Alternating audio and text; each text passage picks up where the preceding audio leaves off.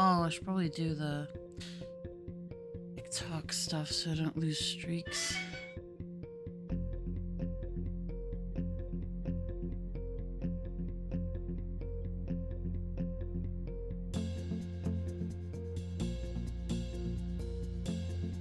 Here.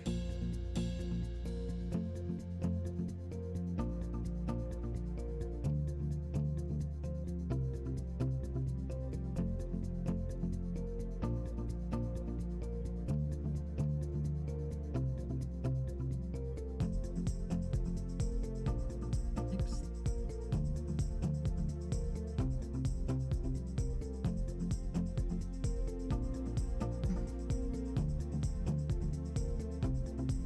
Sunday, Sunday, Sunday. Okay, close enough.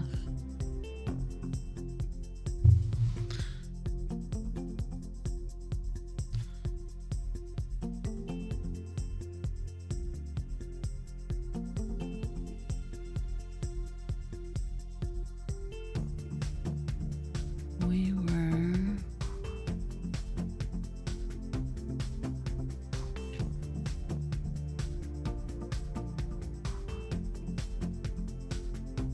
oh my gosh. Last chapter, last reading was him complaining a lot about the, I think it was Glubdubdrib, the floating. Oh no, it was Laputa, right. The floating city of Laputa, and then everybody underneath the kingdoms and stuff, their ideology of making things, I guess, overly complicated and stupid in their scientific endeavors. In the under the premise of scientific research, unproven scientific research that they were certain was going to prove, essentially putting into practice ideas that had yet gone through testing, like on a smaller scale. And then he had left. It's all kind of a blur. Oh yeah, he met that one. That's what it was. They arrived at Maldonada. And that, yeah, it was Glubdubdrib, where the king or whatever, the governor, had the ability to bring any figure of historic, like anyone who died temporarily to life, spirits or something. That's right.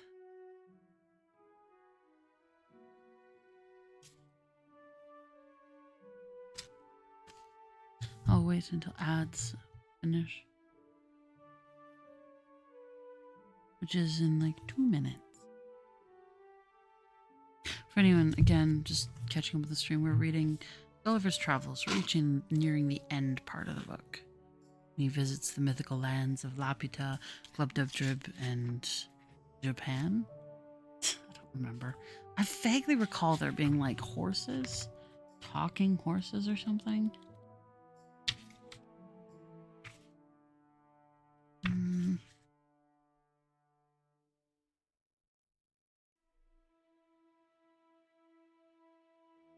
Yeah, there it is. There's a little picture.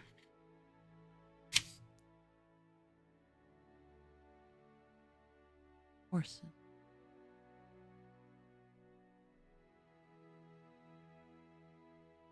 What kingdom is this?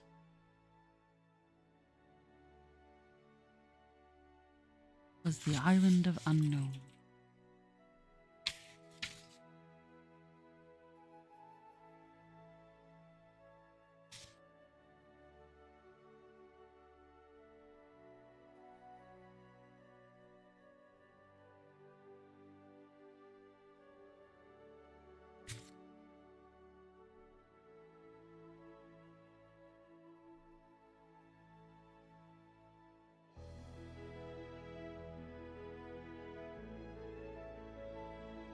I'm gonna hate trying to say this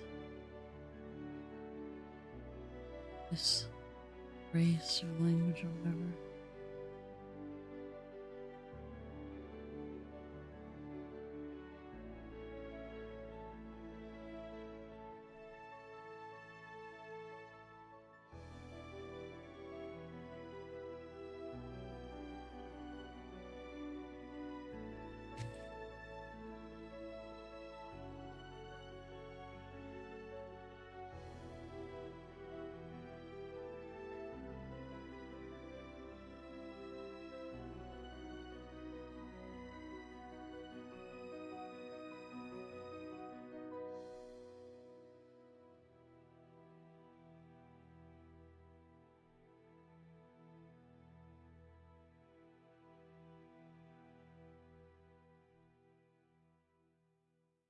It talks about visiting Japan.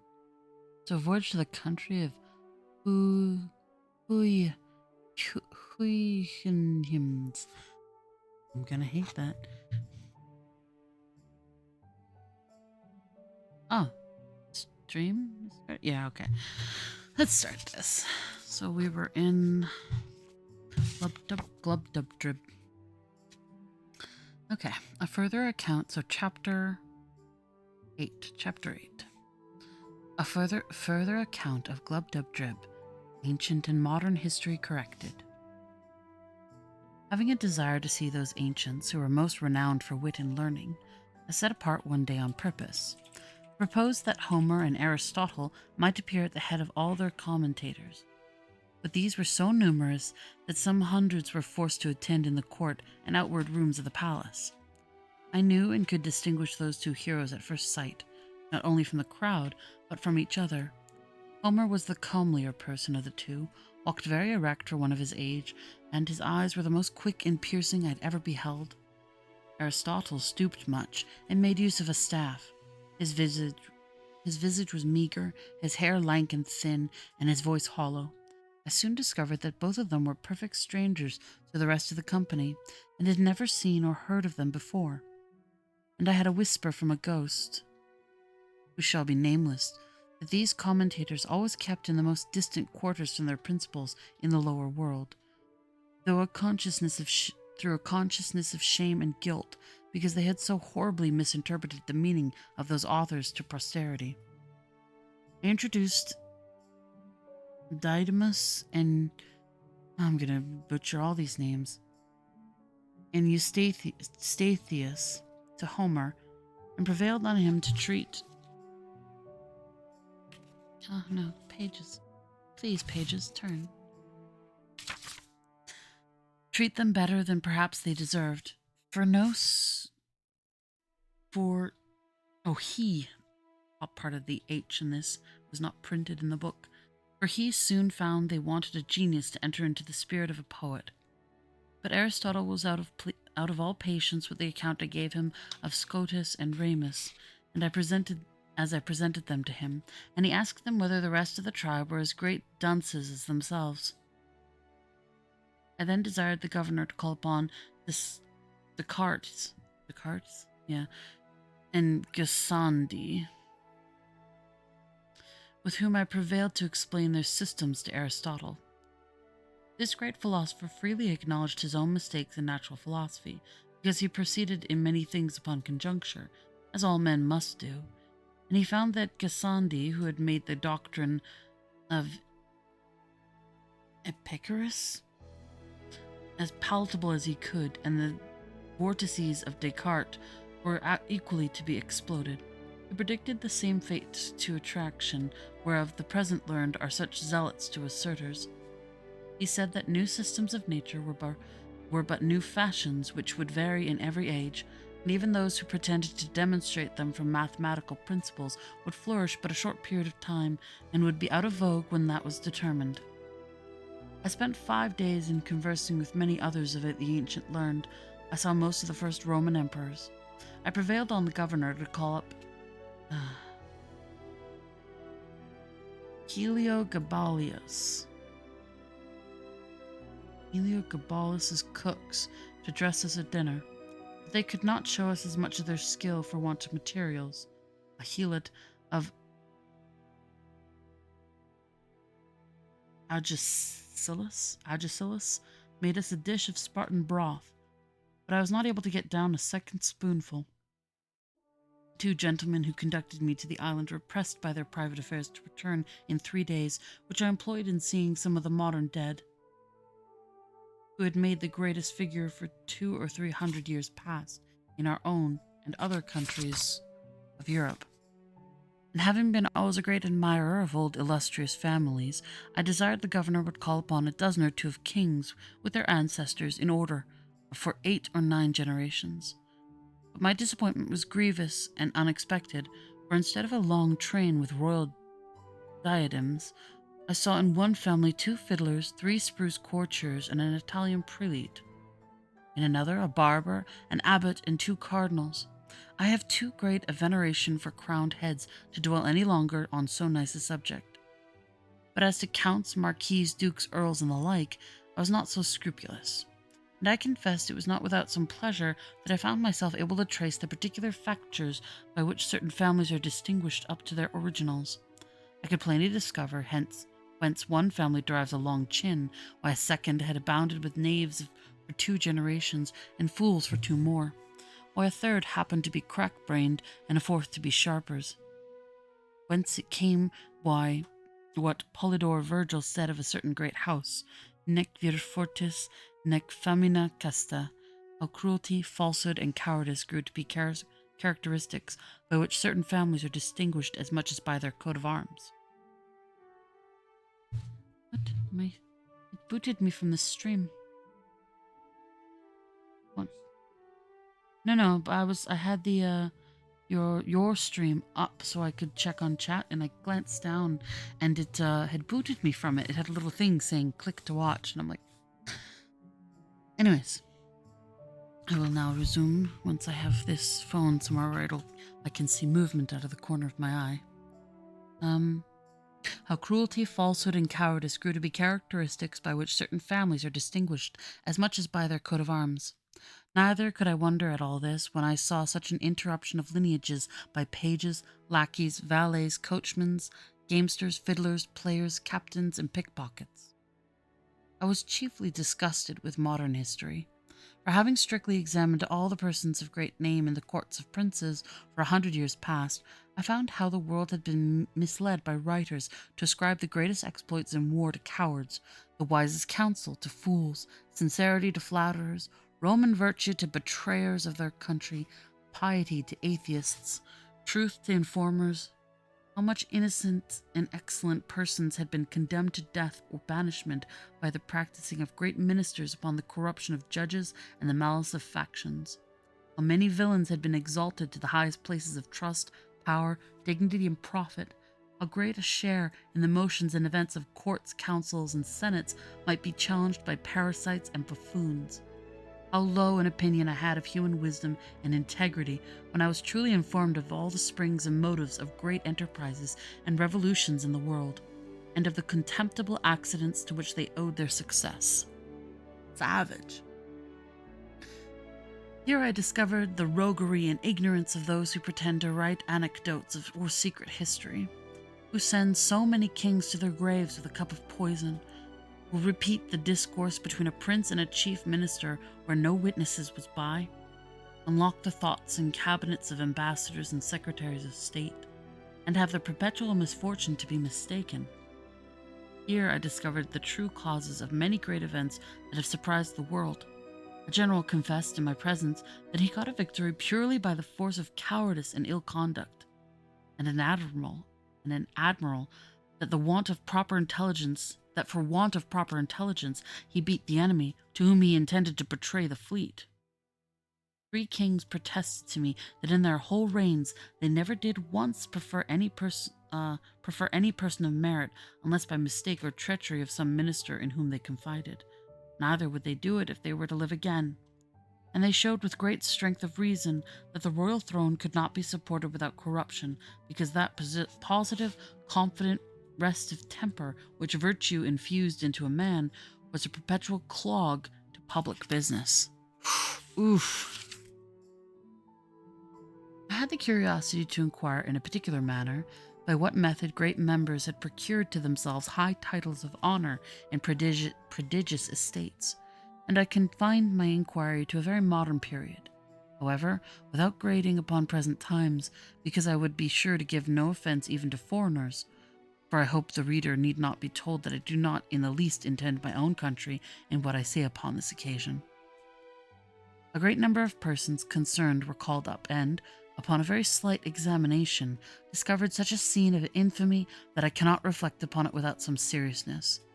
Perjury, oppression, subordination, fraud, panderism, and the like infirmities were among the most excusable arts they had to mention, and for these I made, as it was reasonable, great allowance.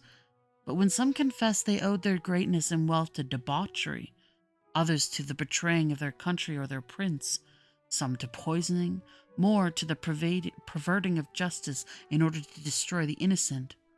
I hope I may be pardoned if these discoveries inclined me a little to abate of that profound veneration which I am naturally apt to pay to persons of high rank, who ought to be treated with the utmost respect, due to their sublime dignity, by us their inferiors. I had often read of some great service done to princes and states, and desired to see the persons by whom those services were performed. But upon inquiry, I was told that their names were to be found on no record, except a few of them whom history had represented as the vilest of rogues and traitors.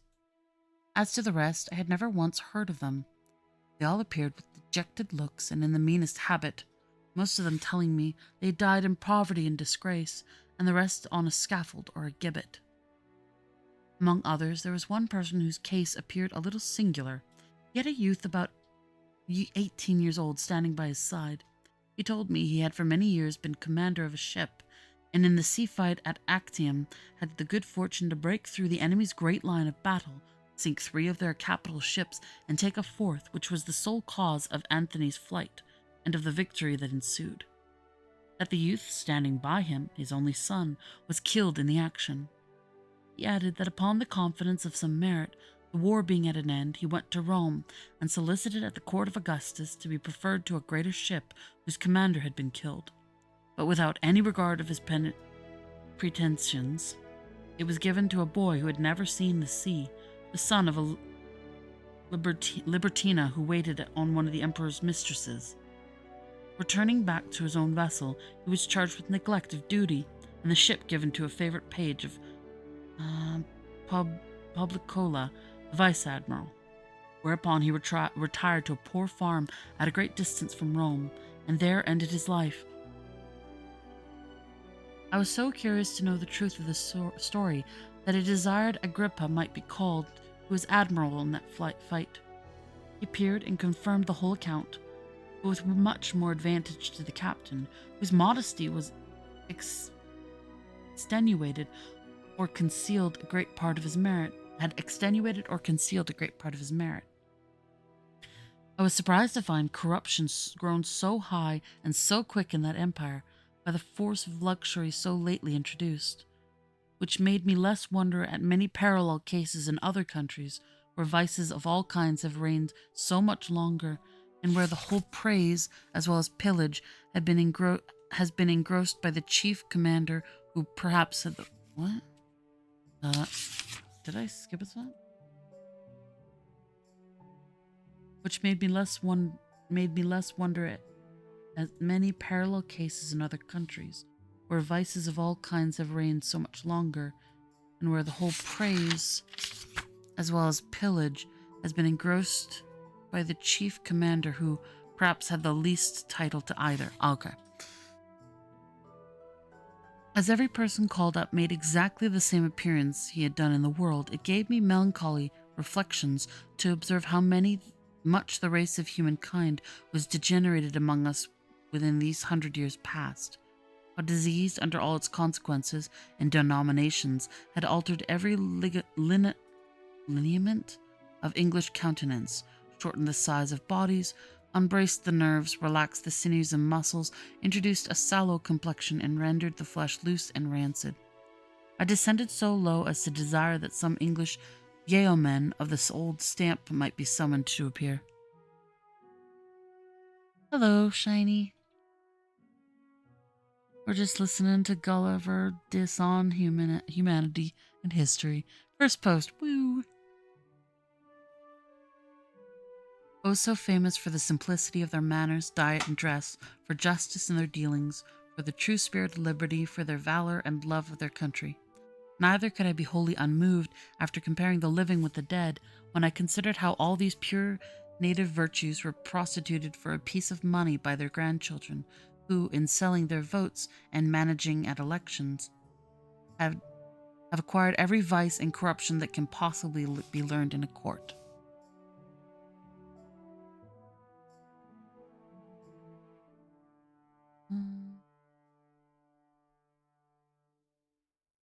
Anyways, into that one. So, chapter 9. The author returns to Maldona. Maldonada, sails to the kingdom of Lugnog. The author confined, he is sent for to court the manner of his admittance, the king's great lenity to his subjects.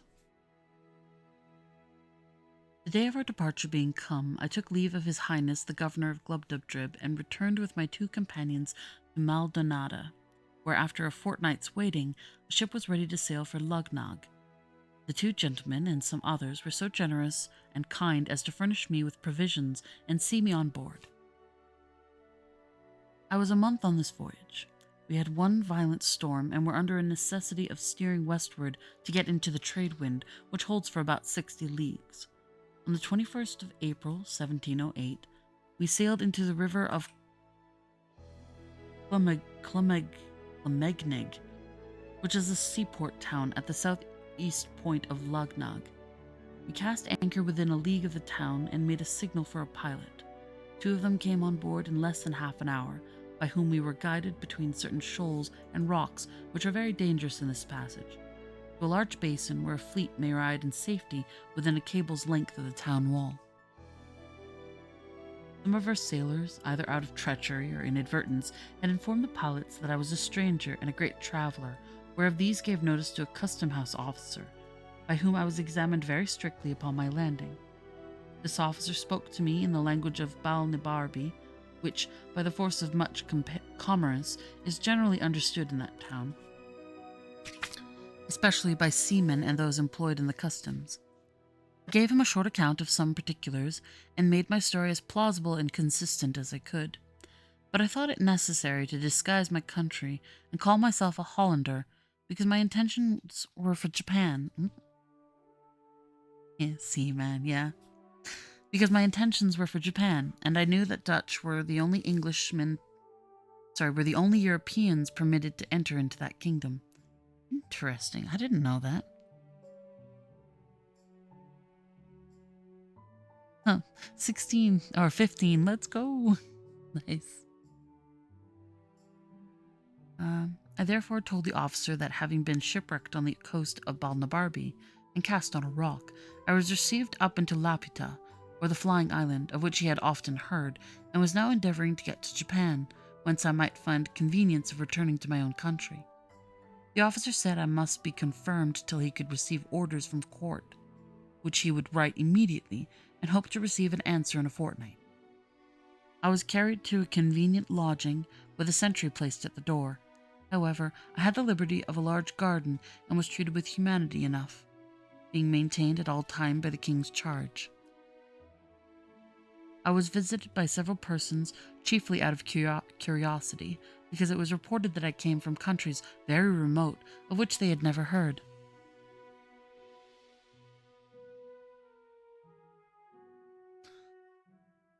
Yay, Ceequin didn't get destroyed. Yeah.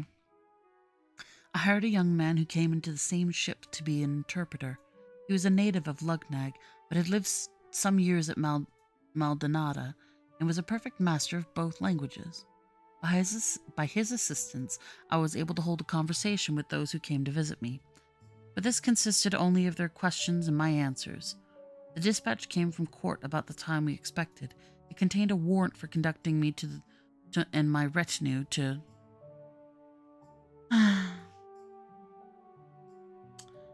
Trial Drag Dub, or Trildrogdrib, for it is pronounced both ways as near as I can remember, by a party of 10 horse. That's a long post. Thank you for the look.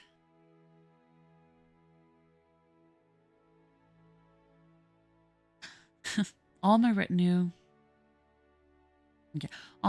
was that poor lad for an interpreter, whom I persuaded into my service, and, at my humble request, we had each of us a mule to ride on. A messenger was dispatched half a day's journey before us, to give the king's notice of my approach, and to desire that his majesty would please to appoint a day and an hour when it would be his gracious pleasure that I might have the honor to lick the dust before his footstool. This is the court style, and I found it to be more than a matter of form, for upon my admittance 2 days after my arrival, I was commanded to crawl upon my belly and lick the floor as I advanced, but on account of my being a stranger, care was taken to have it made so clean that the dust was not offensive. Asterix. The sycophancy which prevailed to an offensive extreme among the courtiers of his day awakened an intense feeling of contempt and disgust in mind of so much native independence as that of Swift.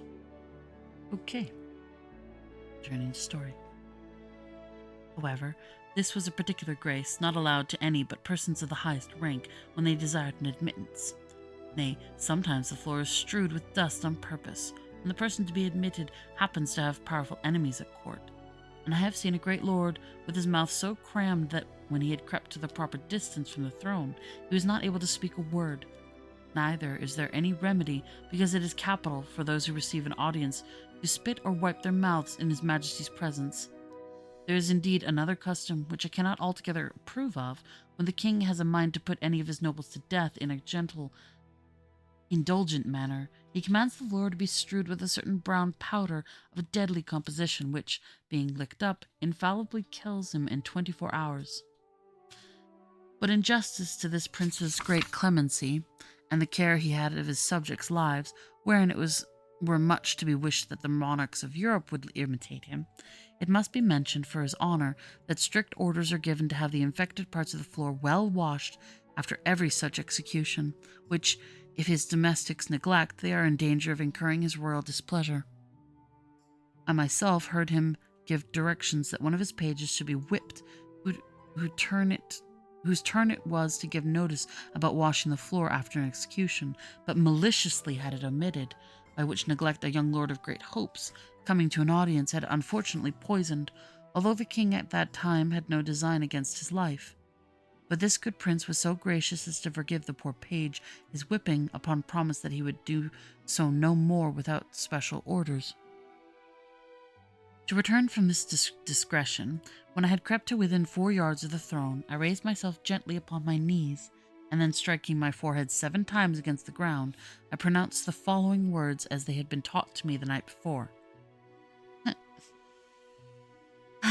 Ich pling glufthrob squatsternum blihup. I hate this. Mlashnalt zwin snodbalk gruff Ciliopfad Girldrub Asht. There. This is the compliment established by the laws of the land for all persons admitted to the king's presence. It may be rendered into English thus: May your celestial majesty outlive the sun 11 moons and a half. To this the king returned some answer, which, although I could not understand, yet I replied as I had been directed. Pluft drin Yelric Dueldum Prestrad Mirplush, which properly signifies, my tongue is in the mouth of my friend. And by what? And by this expression was meant that I desired leave to bring my interpreter. Ah, okay. Whereupon the young man steadily... Give me a minute, I'm sorry.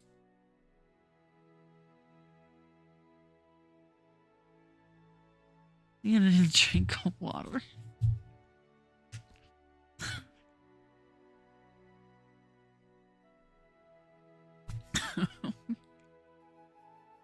Can do this. Oh my gosh. Whereupon the young man already mentioned was accordingly introduced, by whose intervention I answered as many questions as His Majesty could put in above an hour. I spoke in the Balnabarbian tongue, and my interpreter delivered my meaning in that of Lugnag. The king was much delighted with my company and ordered his Liftmark Club, or High Chamberlain, to appoint a lodging in the court for me and my interpreter, with a daily allowance for my table and a large piece of gold for my common expenses. I stayed 3 months in this country, out of perfect obedience to His Majesty, who was pleased highly to favor me and made me very honorable offers. But I thought it more consistent with prudence and justice to pass the remainder of my days with my wife and family. Chapter 10. The Lugnagians. What? Hold on.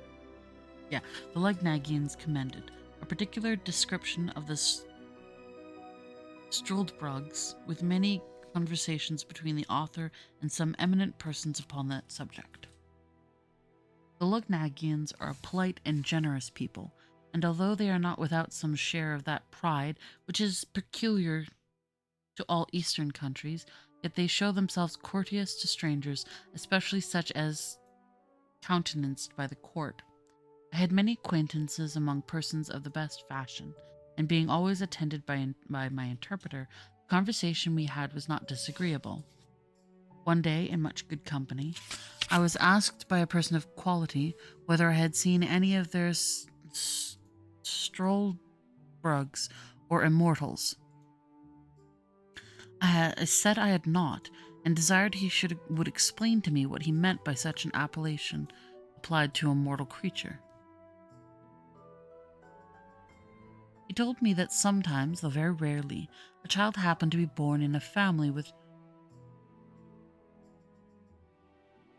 a red circular spot on their forehead directly over the left eyebrow, which was an infallible mark that it would never die.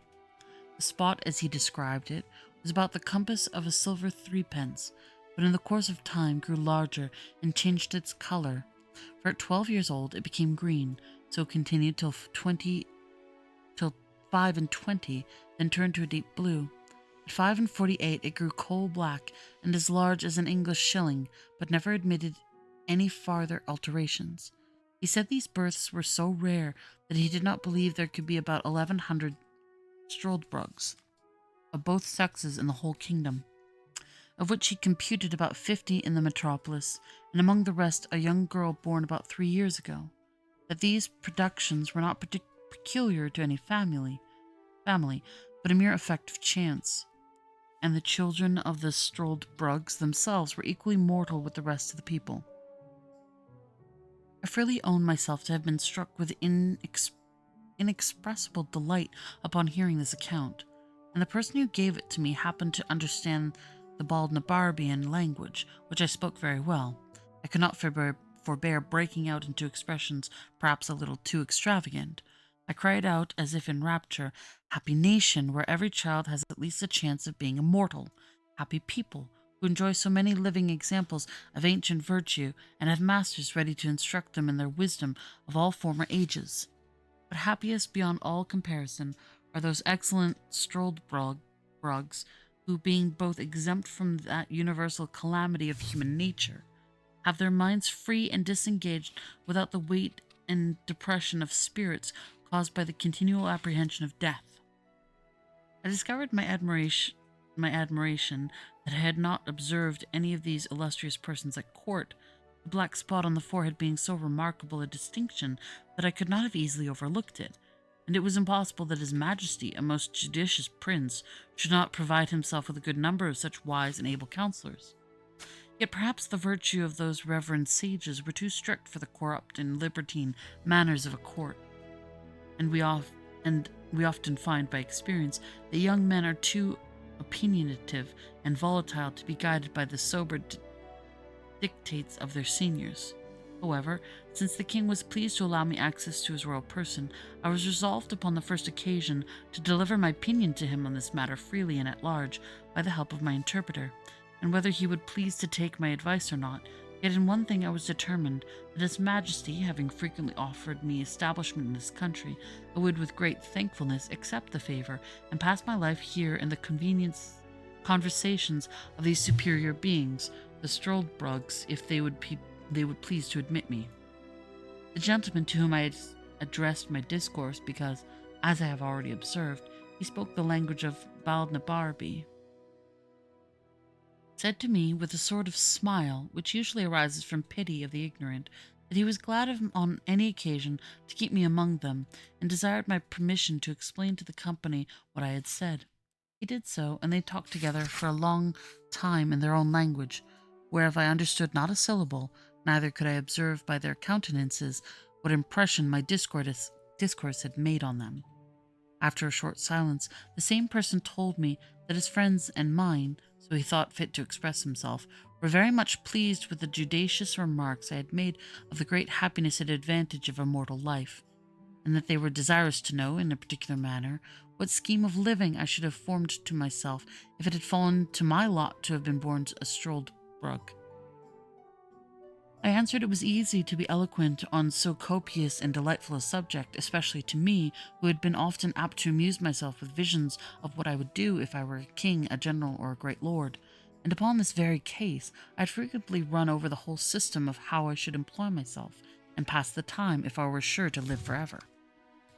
That, if it had been of my good fortune to come into the world as Struldbrug, as soon as I could discover my own happiness by understanding the differences between life and death, I would first resolve by all arts and methods whatsoever to procure myself riches, in pursuit of which, by thrift and management, I might reasonably expect, in about 200 years, to be the wealthiest man in the kingdom.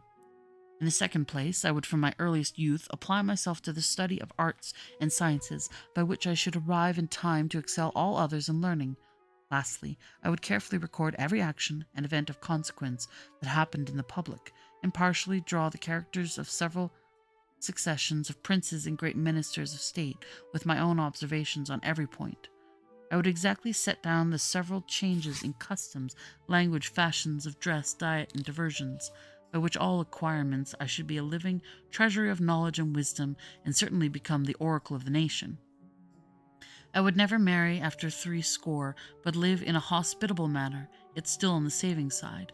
I would entertain myself in forming and directing the minds of hopeful young men by convincing them, from my own remembrance, experience, and observation, fortified by numerous examples, of the usefulness of virtue in public and private life. But my choice and constant companions should be a set of my own immortal brotherhood, among whom I would elect a dozen, from the most ancient down to my own contemporaries. Where any of these wanted fortunes, I would provide them with convenient lodging round my own estate, and have some of them always at my table, only mingling a few of the most valuable among you mortals, whom length of time would harden me to lose with little of no reluctance, and treat your posterity after the same manner, just as a man diverts himself with the annual succession of pinks and tulips in his garden, without regretting the loss of those which withered by the preceding year. These Struldbrugs and I would mutually communicate our observations and memories through the course of time, remark the several gradations by which corruption steals into the world, and oppose it in every step by giving perpetual warning and instruction to mankind, which, added to the strong influence of our own example, would probably prevent that continual degeneracy of human nature so justly complained of in all ages. And to all of this pleasure of seeing the various revolutions and states of empires, the changes in the lower and upper world, ancient cities and ruins and obscure villages become the seats of kings, famous rivers lessening into shallow brooks, the oceans leaving our one coast dry and overwhelming another, the discovery of many countries yet unknown, barbarity overrunning the politest nations, and the most barbarous becoming civilized. I should then see the discovery of the longitude and perpetual motion, the universal medicine, and many other great inventions brought to the utmost perfection. What wonderful discoveries should we make in astronomy by outliving and confirming our own predictions, by observing the progress and return of comets with the changes of motion in the sun, moon, and stars. I enlarged upon many other topics which the natural desire of endless life and oh my gosh. What? I wanted to say sublimity, but I'm like, that's not right. It's sublunary? Sublunary happiness could easily furnish me with. When I had ended, and the sum of my discourse had been interpreted as before to the rest of the company, there was a good deal of talk among them in the language of that country, not without some laughter at my expense. At last the same gentleman who had been my interpreter said, he was desired by the rest to set me right in a few mistakes, which I had fallen into through the common imbecility of human nature, and upon that allowance was less answerable for them. That this breed of Struldbrugs was peculiar to their country, For there was no such people either in Balnabarbi or Japan, where he had an honor to be ambassador from His Majesty, and had found the natives in both these kingdoms very hard to believe that the fact was possible. And it appeared from my astonishment when he first mentioned the matter to me.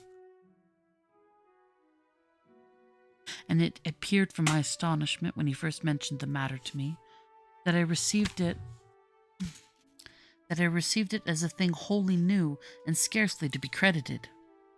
That in the two kingdoms above mentioned, where during his residence he had conversed very much, he observed long life to be the universal desire and wish of mankind. That whoever had one foot in the grave was sure to hold back the other as strongly as he could. That the oldest had still hopes of living one day longer, and looked on death as the greatest evil from which nature always prompted him to retreat. Only in this island of Lugnag, the appetite for living was not so eager from the continual example of the Struldbrugs before their eyes. That the system of living contrived by me was unreasonable and unjust, because it supposed a perpetuity of youth, health, and vigor, which no man could be so foolish to hope, however extravagant he might be in his wishes.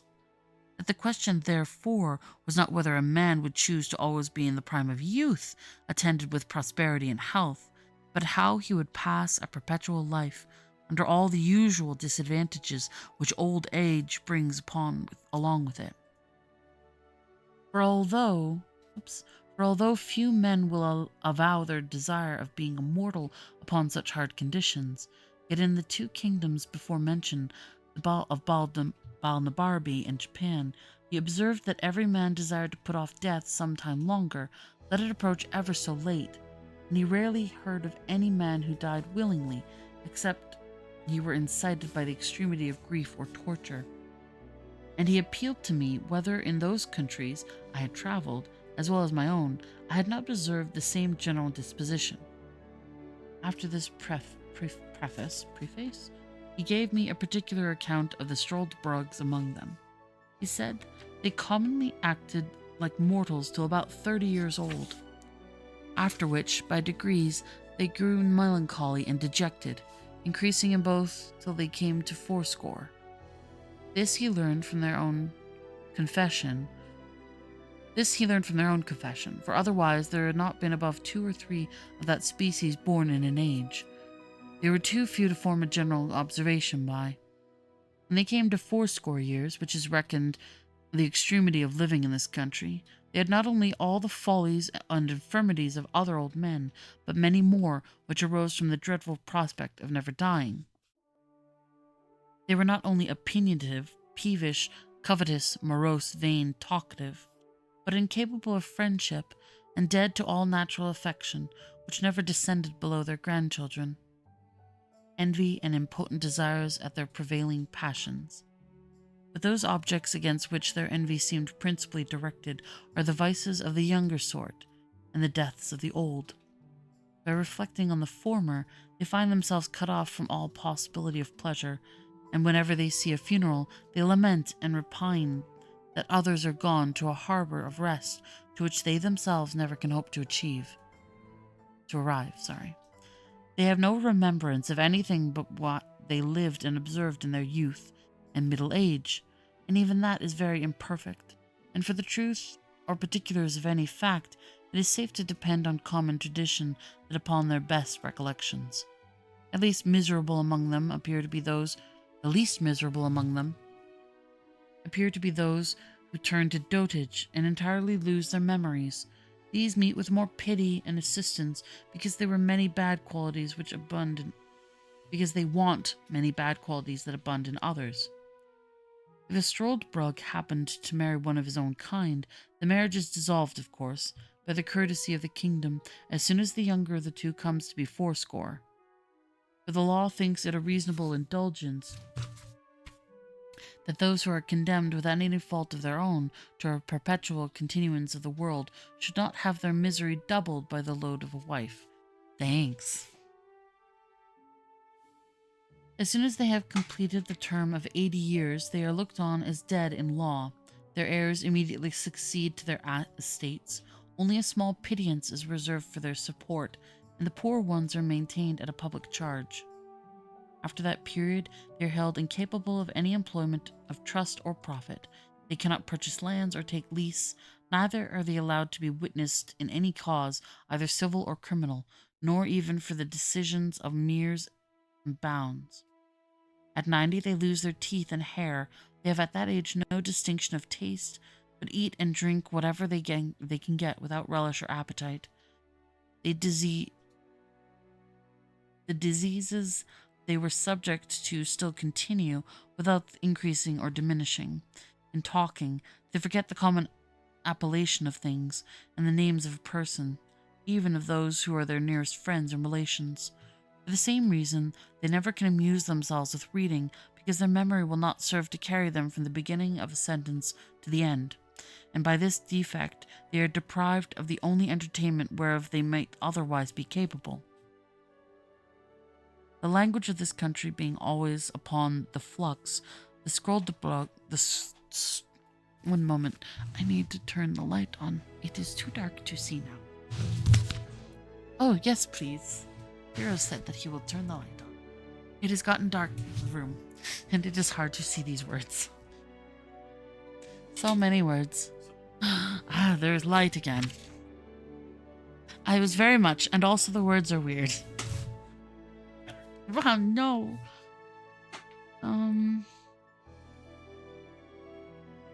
Meres and bounds, relations, capable. The language of this country being always upon the flux, the strolled brugs of one age do not understand those of another, neither are they able to, after 200 years, to hold any conversation further than by a few general words with their neighbours, the mortals, and thus they lie under the disadvantage of living like foreigners in their own country. This was the account given to me of the strolled brugs, as near as I can remember. I afterwards saw 5 or 6 of different ages, the youngest not above 200 years old, who was brought to me at several times by some of my friends, but although they were told that I was a great traveller and had seen all the world, they had not the least curiosity to ask me a question, only desired I would give them some skuldask, or token of remembrance, which is a modest way of begging, to avoid the law that strictly forbids it, because they are provided for by the public, although indeed with very scanty allowance. They are despised and hated by all sorts of people. When one of them is born, it is reckoned ominous, and their birth is recorded very particularly, so that you may know their age by consulting the register, which, however, has not been kept above 1,000 years past, or at least has been destroyed by time or public disturbance. But the usual way of computing how old they are is by asking them what kings or great persons they can remember, and then consulting history. For infallibly, the last prince in their mind did not begin his reign after they were 80 years old. They were the most mortifying sight I ever beheld, and the women were more horrible than the men. Besides the usual deformities and extreme old age, they acquired an additional ghastliness in proportion to their number of years, which is not to be described, and among half a dozen I soon distinguished which was the eldest, although there was not above a century or two between them. The reader will easily believe that from what I have heard and seen, my keen appetite for perpetuity of life was much abated. I grew heartily ashamed of the pleasing visions I had formed, and the thoughts no tyrant could invent a death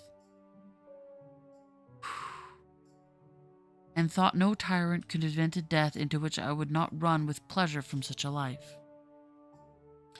The king heard all that had passed between me and my friends upon this occasion, and rallied me very pleasantly, wishing I could send a couple of strolled brugs to my own country to arm our people against the fear of death. But this, it seems, is forbidden by the fundamental laws of the kingdom, or else I should have been well content with the trouble and expense of transporting them. I could not but agree that the laws of this kingdom relating to the strolled brugs were founded upon the strongest reasons, and such as any other country would be under the necessity of enacting in the like circumstances. Otherwise, as avarice is the necessary consequence of old age, those immortals who in time become proprietors to the whole nation, and engross the civil power, which, for want of abilities to manage, must end in the ruin of the public. Oh, asterisk. Swift never loved life. To him, personally, the idea of immortal existence upon the earth must have been absolutely horrifying. In this dreadful account of the wretched beings from whom there was withheld the privilege of dying, he compels the sympathy of the reader with his eagerness to shun the grief and labor of extreme old age. End of asterisk. Chapter 11. The author leaves Lugnag and sails to Japan. Thence he returns in a Dutch ship to Amsterdam, and from Amsterdam to England. I thought this account of the Struldbrugs might be some entertainment to the reader, because it seems to be a little out of the common way. At least I do not remember to have met the like in any book or travel that has come to my hands. And if I am deceived, my excuse must be that it is necessary for travelers who describe the same country very often to agree in dwelling on the same particulars, without deserving the censure of having borrowed or transcribed from one of those who wrote before them. There is indeed a perpetual commerce between this kingdom and the great kingdom of Japan, and it is very probable that the Japanese authors may have given some account of the Struldbrugs, but my stay in Japan was so short that I was so entirely a stranger to their language that I was not qualified to make any inquiries. But I hope the Dutch, upon this notice, will be curious and able enough to supply my defects. His Majesty, having often pressed me to accept some employment in his court, and finding me absolutely determined to return to my native country, was pleased to give me his license to depart, and honoured me with a letter of recommendation under my own hand to the Emperor of Japan. He likewise presented me with 444 large pieces of gold. This nation delighted in even numbers, and had a red diamond which I sold in England for £1,100. On the 6th of May, 1709, I took a solemn leave of His Majesty and all of my friends. This prince was so gracious as to order a guard to conduct me to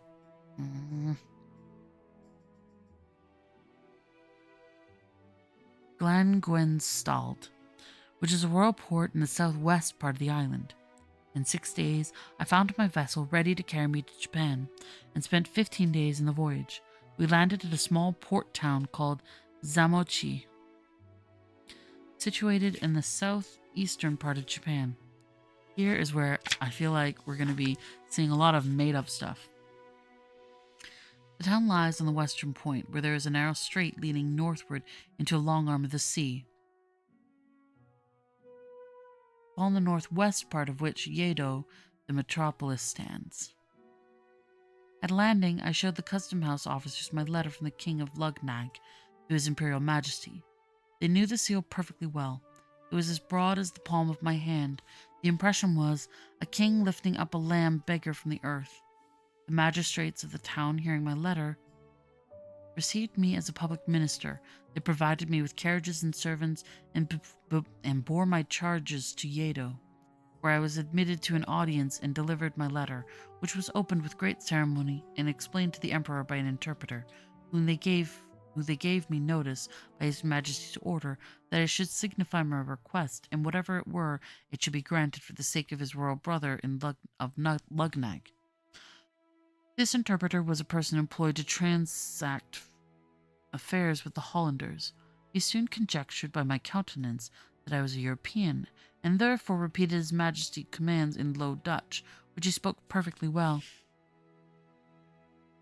I answered, as I had before determined, that I was a Dutch merchant, shipwrecked in a very remote country, whence I travelled by sea and land to Lugnag, and then took shipping to Japan, where I knew my countrymen often traded, and with some of these I hoped to get an opportunity of returning into Europe.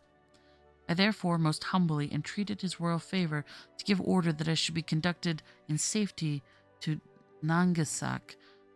To this I added another petition, that for the sake of my patron the King of Lugnag, His Majesty would condescend to excuse my performing the ceremony imposed on my countrymen of trampling upon because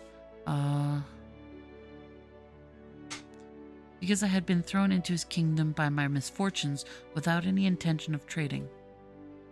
When this latter petition was interpreted to the emperor, he seemed a little surprised and said he believed I was the first of my countrymen.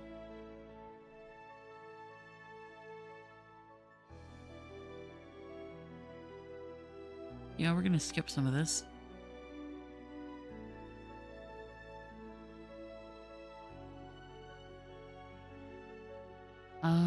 So he refuses to do the act, and thus, there we go. I was the first of my countrymen who ever made any scruple on this point, and he began to doubt whether I was a real Hollander or not. However, for the reasons I had offered, but chiefly to gratify the King of Lugnag by an uncommon mark of his favour, he would comply with the singularity of my humour. But the affair must be managed with dexterity, and his officers should be commanded to let me pass, as it were by forgetfulness. He assured me that if the secret should be discovered by my countrymen the Dutch, they would... Gonna skip that. I returned my thanks by the interpreter for so unusual a favour, and some troops being at that time on the march to Nangasek, the commanding officer had orders to convey me safely thither. I lost my place. Thither, with particular instructions about the business of the... Gonna skip that. On the 9th of June, 1709, I arrived at Nangasek. After a very long and troublesome journey, I soon fell into the company of some Dutch sailors belonging to the Amboina of Amsterdam, a stout ship of 450 tons.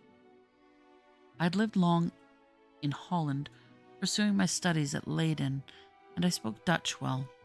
The seamen soon knew whence I came last. They were curious to inquire into my voyage and course of life. I made up a story as short and probable as I could, but concealed the greatest part. I knew many persons in Holland. I was able to invent names for my parents, whom I pretended to be obscure people in the province of Gelderland. I would have given the captain, one Theodorus van Grolt, what he pleased to ask for my voyage to Holland, but understanding I was a surgeon, he was contented to take half the usual rate on condition that I would serve him in the way of my calling. Before we took shipping, I was often asked by some of the crew whether I had performed the ceremony above mentioned. I evaded the question by general answers, that I had satisfied the emperor and court in all particulars. However, a malicious rogue of a skipper went to an officer and pointed to me and told him I had not yet. But the other, who had received instructions to let me pass, gave the rascal 20 strokes on the shoulder with bamboo, after which I was no more troubled with such questions. Nothing happened worth mentioning in this voyage. We sailed with a fair wind to the Cape of Good Hope, where we stayed only to take in fresh water. On the 10th of April, 1710, we arrived safe at Amsterdam, having lost only 3 men by sickness on the voyage, and a 4th who fell from the foremast into the sea, not far from the coast of Guinea. From Amsterdam, I soon set sail for England in a small vessel belonging to that city. On the 16th of April, we put in at the Downs. I landed next morning and saw once more my native country, after an absence of 5 years and 6 months complete. I went straight to Rendriff, where I arrived that same day at 2 in the afternoon and found my wife and family in good health. You'd think he'd stop going on these journeys. A voyage to the country of the I hate this. Hymns. Hui Hinims. Hui Hinims. Can do this. Chapter 1. The author sets out as a captain of a ship. His men conspire against him. He gets to be a captain. Confine him a long time to his cabin and set him on a shore in an unknown land. He travels up into the country. The Yahoos, a strange sort of animal, described. The author meets 2, I'm just going to call them humans, because I don't want to say that whole thing. I continued at home with my wife and children about 5 months in a very happy condition. If I could have learned the lesson of knowing when I was well,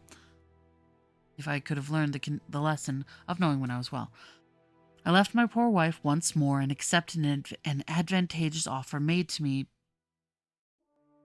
He was there for 5 months after being gone for 5 years, and he's like, gotta go. Dang.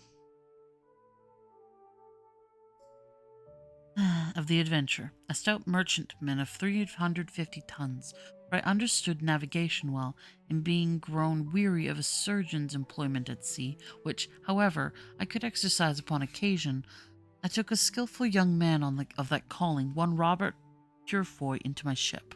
We set sail from Portsmouth upon the 7th day of September 1710. On the 14th we met with Captain Peacock of Bristol at Tenerife, who was going to the Bay of Campeche to cut logwood. On the 16th, on the 16th, he was parted from us by a storm. I heard since my return that his ship foundered, and none escaped but one cabin boy. He was an honest man and a good sailor, but a little too positive in his own opinions, which was the cause of his destruction, as it had been of several others. For if he had followed my advice, he might at this time have been safe at home with his family as well as myself.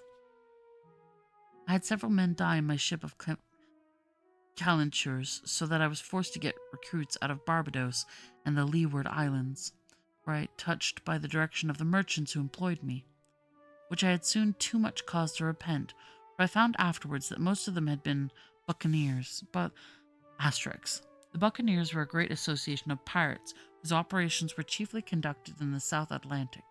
Shortly before Swift wrote that they had been completely broken up and dispersed.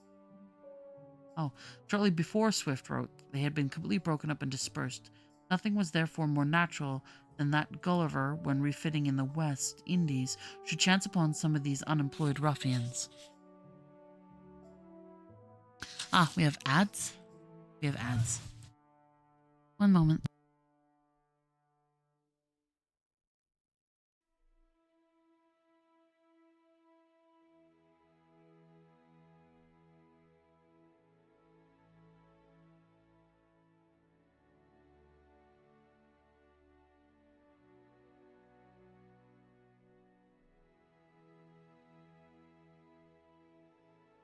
I don't know how long these ads had been going for.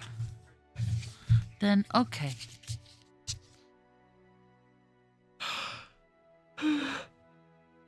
Big yawn. There was some contentious stuff that apparently the Dutch were forced to do to appease the Japanese as merchants, and I'm not exactly sure. I don't want to. This seems very racist, is all I'm saying. And I decided to just skip over that. I'm also surprised, I don't think any of the names that they mentioned in here were real places. I could look it up, but I really don't think so. I would have said, Nagasaki, or, Japan, or, I can name more places. I can do this. Oh my gosh. Kyoto.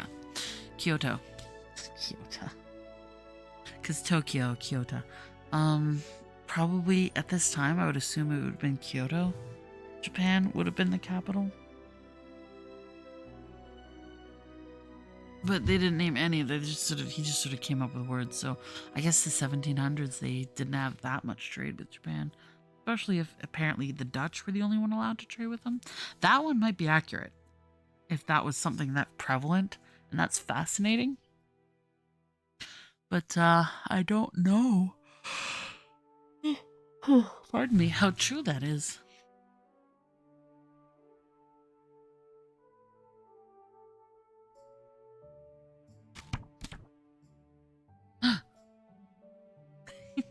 ASMR here.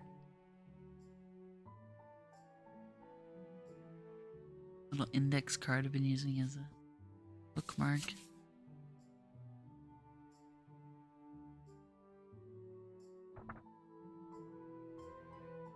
Oh, are the ads done?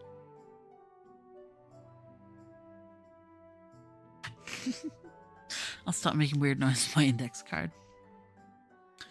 Yeah, so... Buccaneers.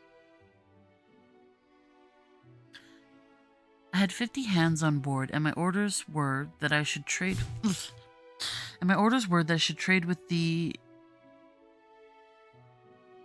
India and the South Seas, and make what discoveries I could.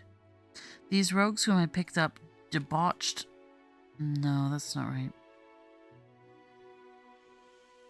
With the natives in the South Seas, I'm not exactly sure where they're located, and made what discoveries I could.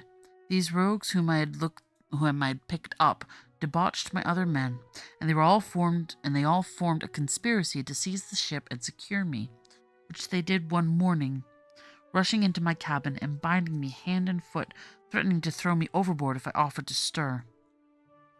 I told them I was their prisoner and would submit.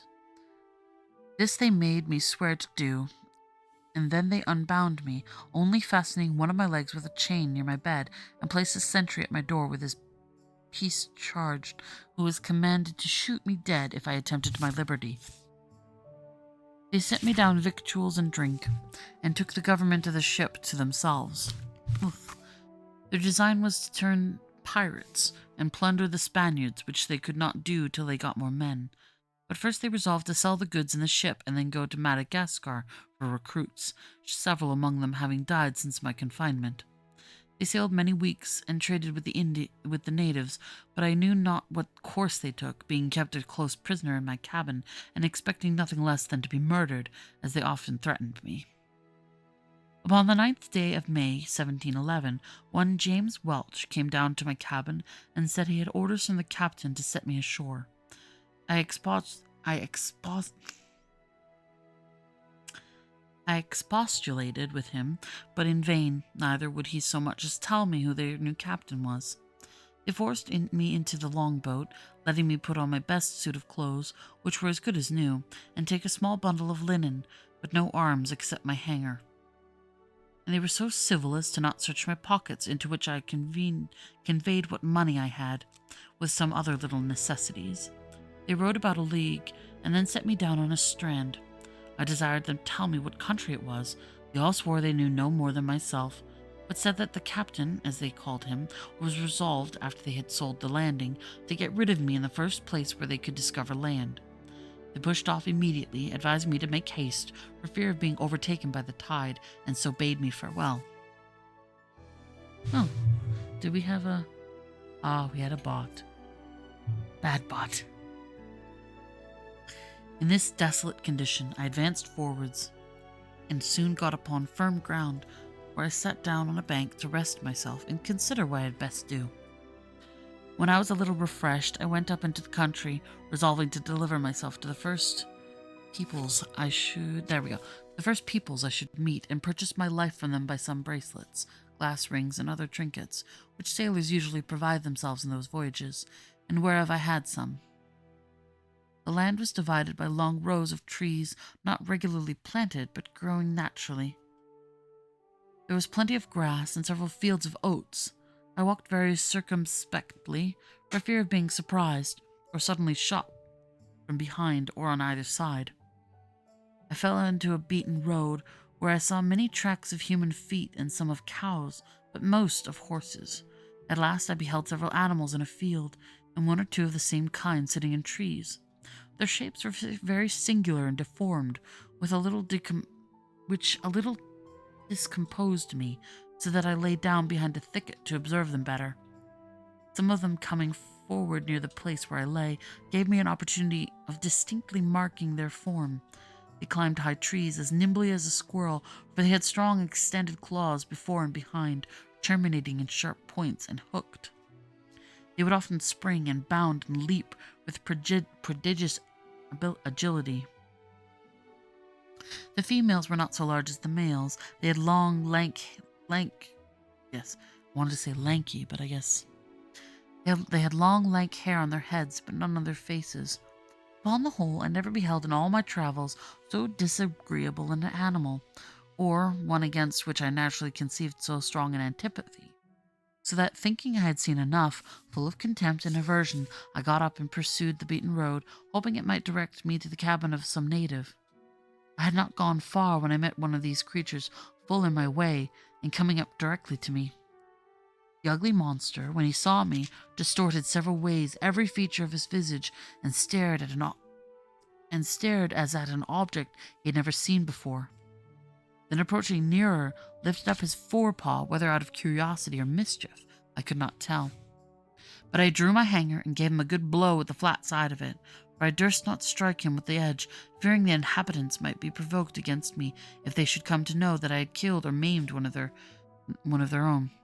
cattle? Ah, yes, cattle.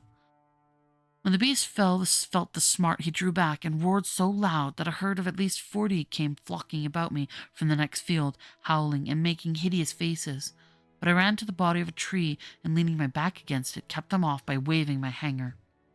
In the midst of this distress, I observed them all to run away on a sudden as fast as they could, at which I ventured to leave the tree and pursue the road, wondering what it was that could put them in this fright.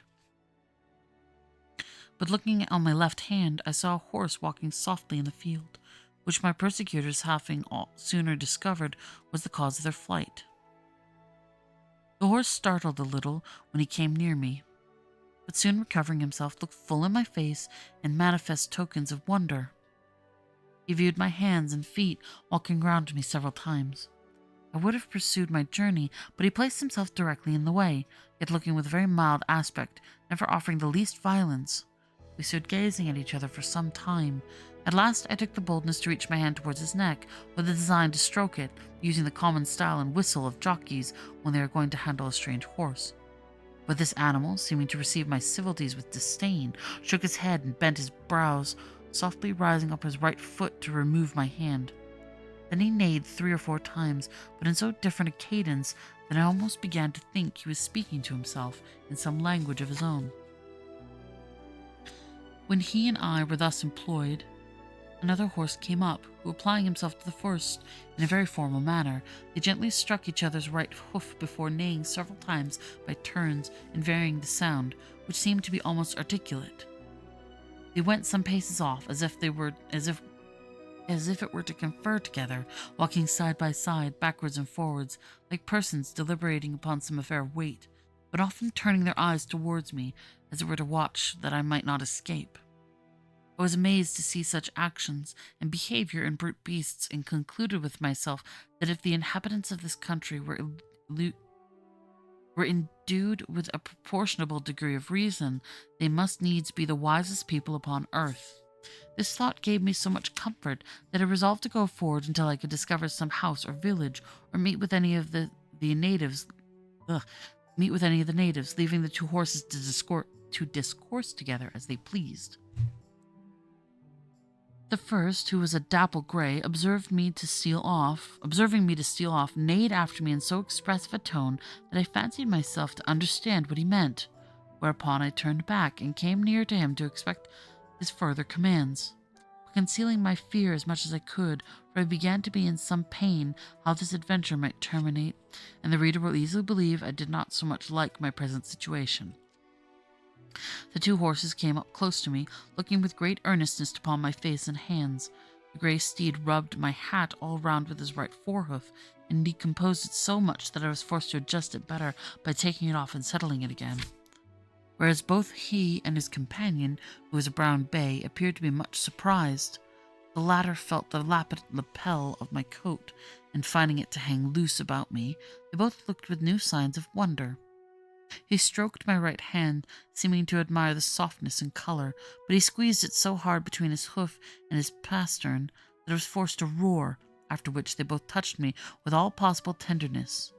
They were under great perplexity about my shoes and stockings, which they felt very often, neighing to each other, and using various gestures, not unlike those of a philosopher when he would attempt to solve some new and difficult phenomena.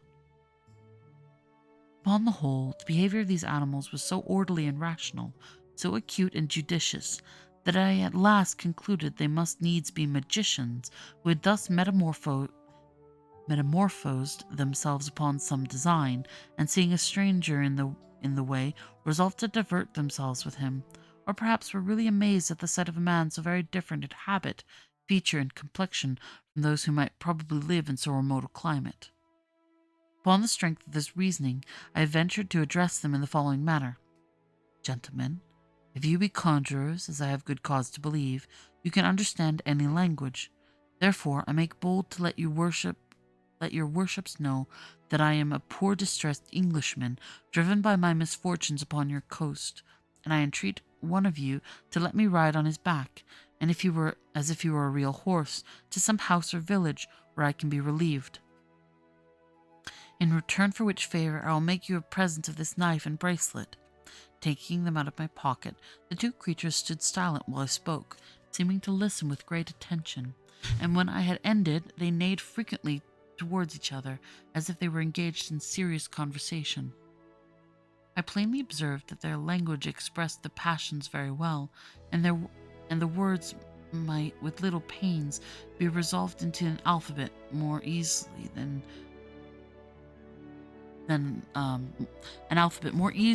the Chinese alphabet.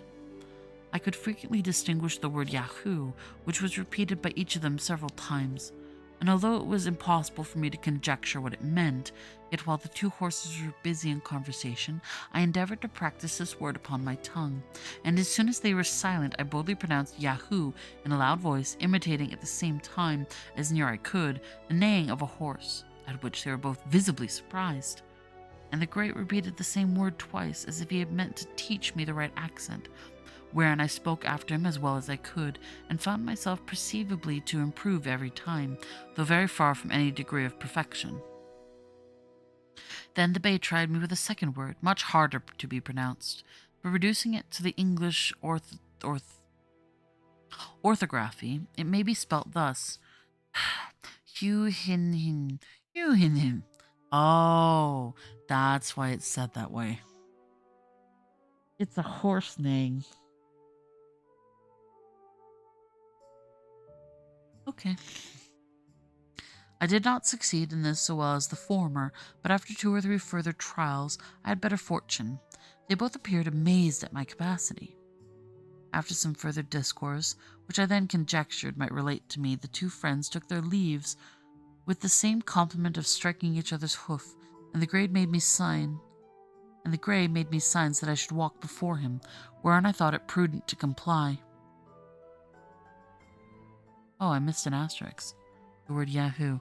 Swift here enriches the language with an epithet of... Oh.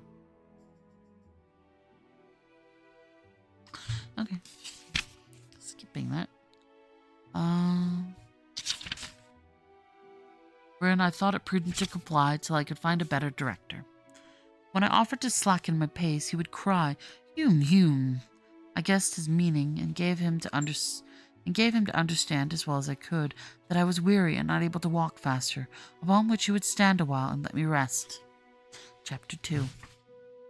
The author conducted by a Hunim to his house, the house described, the author's reception, the food of the Hunims. The author, in distress for want of meat, is at last relieved, his manner of feeding in that country. Having travelled about 3 miles, we came to a long kind of building, made of timber stuck in the ground and wattled across. The roof was low and covered with straw. I now began to be a little comforted, and took out some toys which travellers usually carry for presents to the natives of America and other parts, in hopes that people of the house will be thereby encouraged to receive me kindly. The horse made me a sign to go in first. It was a large room with a smooth clay floor and a rack and manger extending the whole length of one side. There were 3 nags and 2 mares, not eating, but some of them sitting down upon their hams, which I very much wondered at, but wondered more so to see the rest employed in domestic business. These seemed to be ordinary cattle. However, this confirmed my first opinion about a people who could so far civilize their brute animals must needs excel in wisdom all the nations of the world. The Grey came in just after, and thereby prevented any ill treatment which the others might have given me. He neighed to them several times in a style of authority, and received answers. Beyond this room there were 3 others reaching the lengths of the house, to which you passed through 3 doors opposite to each other in the manner of a vista, and went through the second room towards the third. Here the Grey walked in first, beckoning me to attend. I waited in the second room and got ready my presents for the masters and mistresses of the house. There were 2 knives, 3 bracelets of false pearl, a small looking-glass, and a necklace. The horse neighed 3 or 4 times, and I waited to hear some answers in a human voice, but I heard no other returns than in the same dialect, only 1 or 2 little shriller than his. I began to think that this house must belong to some person of great note among them, because there appeared so much ceremony before I could gain admittance. But that a man of quality should be served by all horses was beyond my comprehension. I feared my brain was disturbed by my sufferings and misfortunes.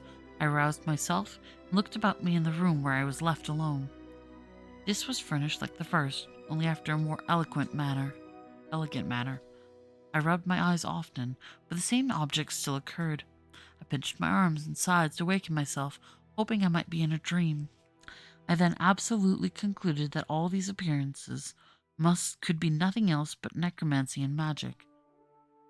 But I had no time to pursue these reflections, for the Grey Horse came to the door and made me a sign to follow him into the third room, where I saw a very comely mare, together with a colt and a foal, sitting on their haunches upon mats of straw, not unartfully made, and perfectly neat and clean. The mare, soon after my entrance, rose from her mat, and coming up close, after having nicely observed my hands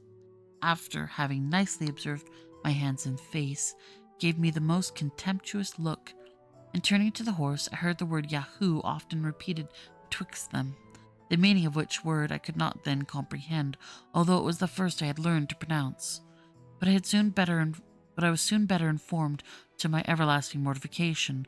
The horse beckoned me with his head, and repeating the word "Hewn, hewn," as he did upon the road, which I understood was to attend him, led me out into a kind of court, where was another building at some distance from the house. Here we entered, and I saw 3 of those detestable creatures which I first met after my landing, feeding upon roots and the flesh of some animals, which I afterwards found that to be of asses and dogs, and now and then a cow dead by accident or disease. They were all tied by the neck with strong withes fastened to a beam. They held their food between their claws of their forefeet and tore it with their teeth. The master horse ordered a sorrel nag, one of his servants, to untie the largest of these animals and take him into the yard. The beast and I were brought close together, and our countenances diligently compared both by master and servant, who thereupon repeated several times the word Yahoo. My horror and astonishment are not to be described when I observed in this abominable animal a perfect human figure. The face of it indeed was flat and broad, the nose depressed, the lips large, and the mouth wide, but these differences are common. In many nations.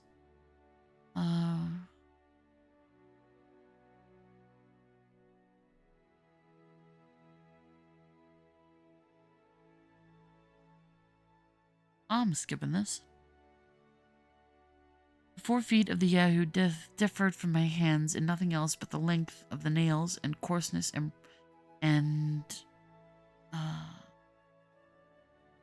the coarseness of the palms and the hairiness of the backs.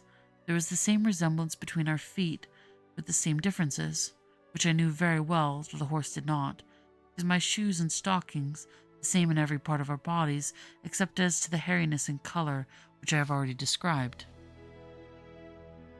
The great difficulty that seemed to stick with the 2 horses was to see the rest of my body so very differently from that of a Yahoo, for which I was obliged to my clothes, whereof they had no conception. About noon I saw coming towards the house a kind of vehicle drawn like a sledge by 4 Yahoos. There was in it an old steed, who seemed to be of quality. He alighted with his hind feet forward, having by accident got a hurt on his left forefoot. He came to dine with our horse, who received him with great civility. They dined in the best room and had oats boiled with milk for the second course, which the old horse ate warm, but the rest cold. Their mangers were placed circular in the middle of the room and divided into several partitions, round which they sat on their haunches upon bosses of straw. In the middle was a large rack with angles answering to every partition of the manger, so that each horse and mare ate their own hay and their own mash of oats and milk with much decency and regularity. The behavior of the young colt and foal appeared very modest, and that of the master and mistress extremely cheerful and complacent to their guest. The Grey ordered me to stand by him, and much discourse passed between him and his friend concerning me, and I found by the strangers often looking on me, and the frequent repetition of the word Yahoo. I happened to wear my gloves, which the Master Grey observed seemed perplexed, discovering signs of wonder what I had done to my forefeet. He put his hoof 3 or 4 times to them, as if it would signify that I should reduce them in their former shape, which I presently did, pulling off both my gloves and putting them into my pocket. This occasioned further talk, and I saw the company were pleased with my behavior. Whereof I soon found the good effects. I was ordered to speak the few words I understood, and while they were at dinner, the master taught me the names for oats, milk, fire, water, and some others, which I could readily pronounce after him, having from my youth a great facility in learning languages. When dinner was done, the master horse took me aside, and by signs and words made me understand the concern he was in that I had nothing to eat. Oats in their tongue was called llwn.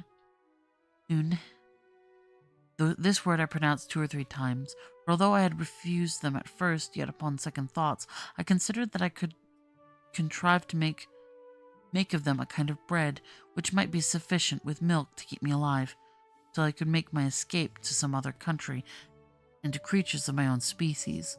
The horse immediately ordered a white mare servant of his family to bring me a good quantity of oats in a sort of wooden tray.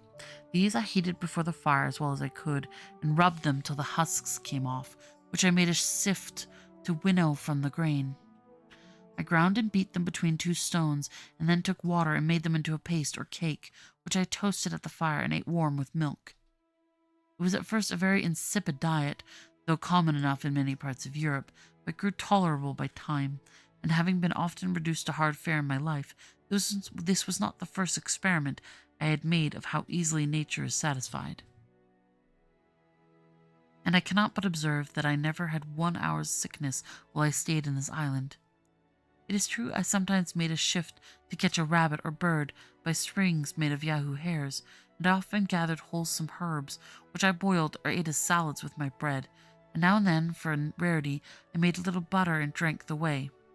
I was at first at a great loss for salt, but custom soon reconciled me to want of it, and I am confident that the frequent use of salt among us is an effect of luxury, and was, oh boy. I was at first at a great loss for salt, but custom soon reconciled me to the want of it.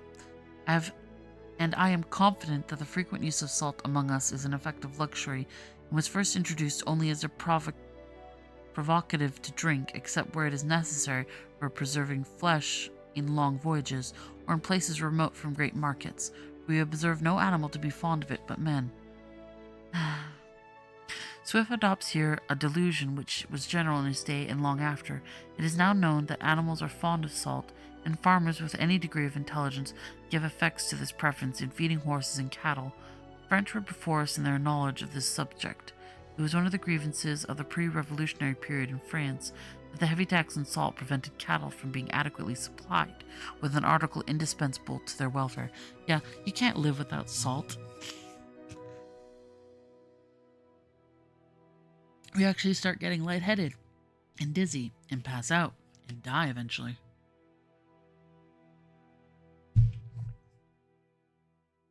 But anyways. Welcome, Carrie. We are now in the land of talking horses. And as to myself, when I left this country, it was a great while before I could endure the taste of it in anything that I ate. This is enough to say that on this subject of my diet, wherewith other travelers fill their books, as if the readers were personally concerned whether we fare well or ill. However, it was necessary to mention this matter, lest the world should think it impossible that I could find sustenance for 3 years in such a country and among such inhabitants. When it grew towards evening, the master horse ordered a place for me to lodge in. It was but 6 yards from the house, and separated from the stable. The phone made a weird noise. One moment. Oh, never mind. Nothing. Oh, pardon me. Nothing super important.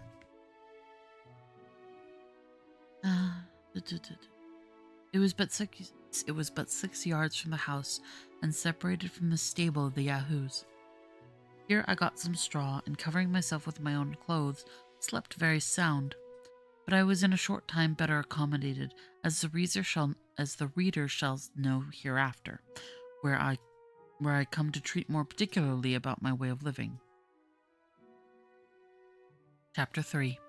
The author studious to learn the language, the Ceequin. His master assists in teaching him. The language described, several Ceequinims of quality come out of curiosity to see the author. He gives his master a short account of his voyage. My principal endeavor was to learn the language which my master, for so I shall henceforth call him, and his children and every servant of his house were desirous to teach me. For they looked upon it as a prodigy that a brute animal should discover such marks of a rational creature. I pointed to everything and inquired the name of it, which I wrote down in my journal book when I was alone, and corrected my bad accent by desiring those of the family to pronounce it often. In this employment, a sorrel nag, one of the under-servants, was very ready to assist me. In speaking, they pronounce through the nose and throat, and their language approaches nearest to the High Dutch or German of any I know in Europe. But it is much more graceful and significant. The Emperor Charles V made almost the same observation when he said that if he were to speak to his horse, it should be in High Dutch. Okay. The curiosity and impatience of my master were so great that he spent many hours of his leisure to instruct me. He was convinced, as he afterwards told me, that I must be a Yahoo, but my teachableness, civility, and cleanliness astonished him, which were qualities altogether opposite to those animals. He was most perplexed about my clothes, reasoning sometimes with himself whether they were part of my body, for I never pulled them off till the family were asleep, and got them on before they woke in the morning. My master was eager to learn whence I came, how I acquired those appearances of reason which I discovered in all of my actions, and to know my story from my own mouth, which he hoped he should soon do by the great proficiency I made in learning and pronouncing their words and sentences. To help my memory, I formed all I learned into the English alphabet and wrote the words down with the translations. This last, after some time, I ventured to do in my master's presence. It cost me much trouble to explain to him what I was doing, for the inhabitants have not the least idea of books or literature. In about 10 weeks' time, I was able to understand most of his questions, and in 3 months could give some tolerable answers. He was extremely curious to know from what part of the country I came, and how I was taught to imitate rational creatures, because the Yahoos, whom he saw I exactly resembled in my heads, hands, and face, which were only visible, with some appearance of cunning and the strongest disposition to mischief, were observed to be the most unteachable of all brutes. I answered that I came over the sea from a far place, with many others of my own kind, in a great hollow vessel made of the bodies of trees, that my companions forced me to land on this coast, and left me to shift for myself. It was with some difficulty and by the help of many signs that I brought him to understand me. He replied that I must needs be mistaken, or that I said the thing which was not, for they have no word in their language to express lying or falsehood. He knew it was impossible that there could be a country beyond the sea, or that a parcel of brutes could move a wooden vessel whither they pleased on the water. He was sure no Ceequin alive could make such a vessel, nor would trust Yahoos to manage it. The word Ceequin in their tongue signifies a horse, and in its etymology, the perfection of nature. I'm reminded of that one anime, the Gods Designing Team, and that one old man who apparently had like made horses, and then every thereafter kept trying to make variances like Pegasi, unicorns, but it would always fail because like needing enough wingspan to lift the weight of it, and then the horn to maintain like stuff. But he kept trying to do it because it was the perfect form or whatever. This the perfection of nature. Very funny ref.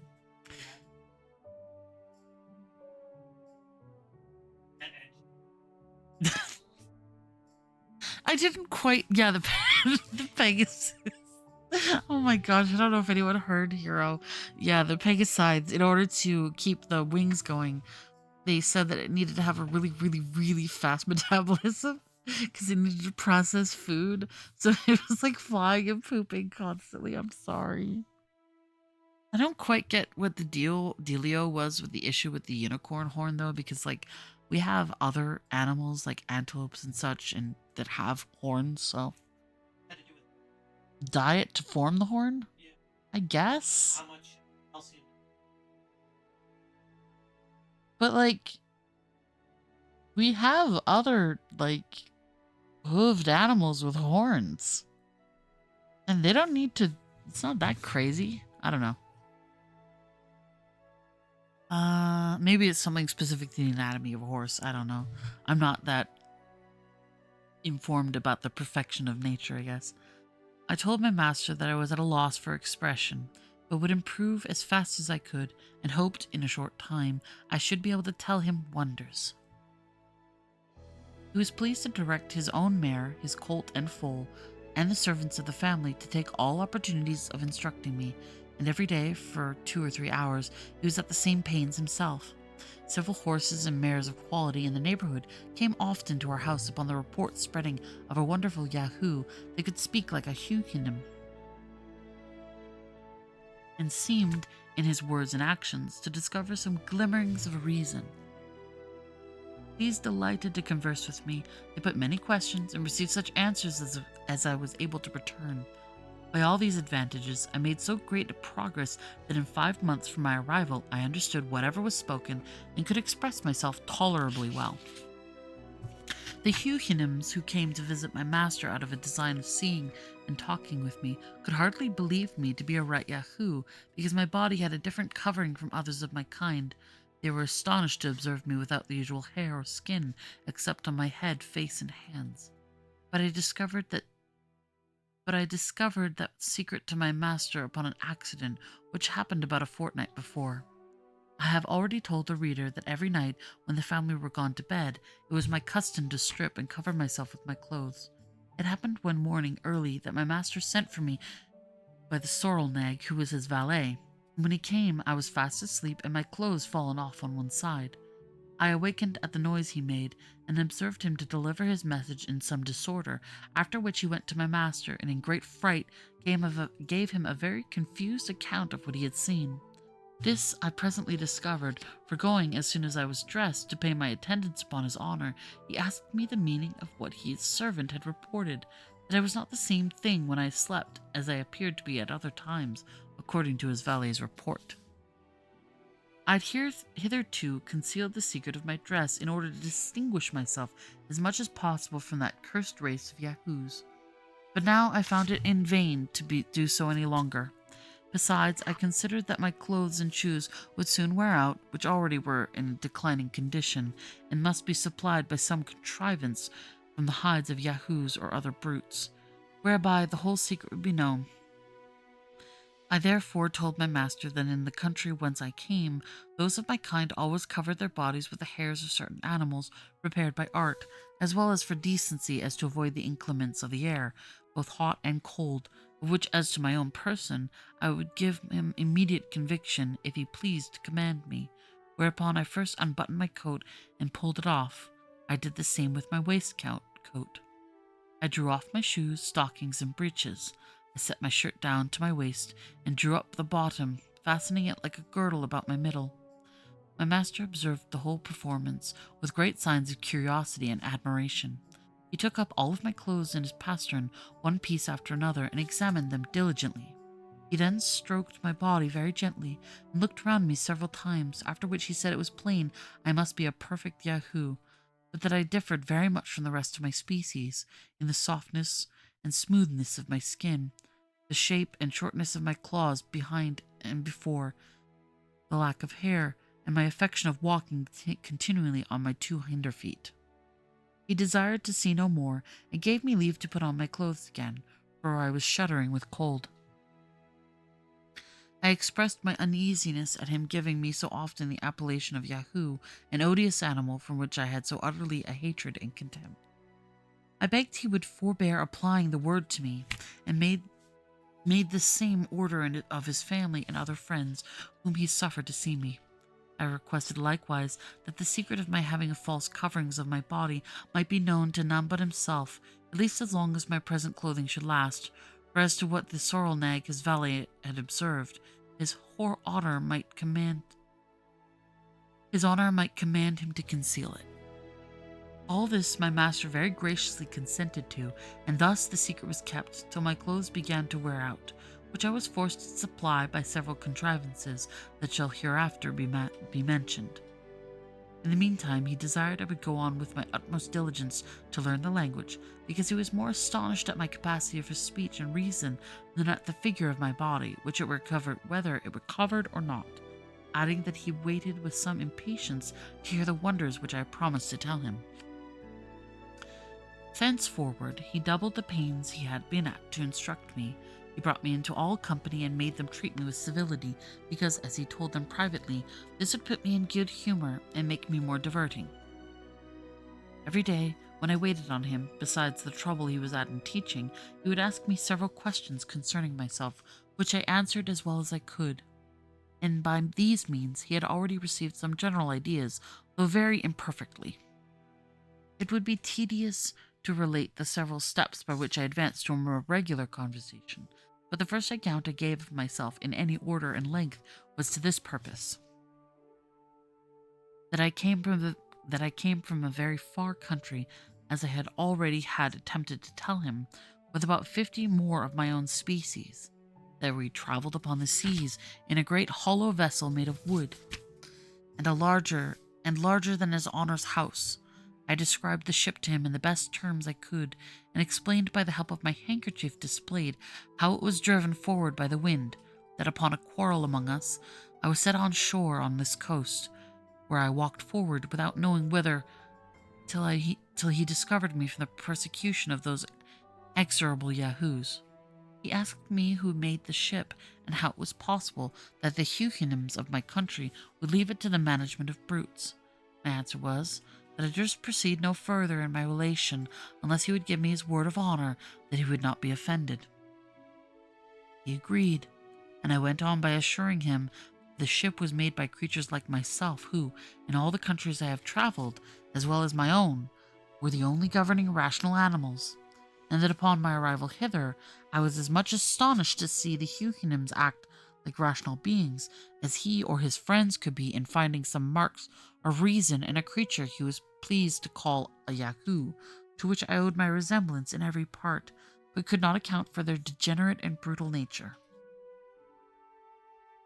I said further that if good fortune ever resorted me to my native country to relate my travels hither, everybody would believe I said the thing that was not, and, with all possible respect to himself, and under his promise of not being offended, my countrymen would hardly think it probable that a Ceequin should be presiding creature of a nation and a Yahoo the brute.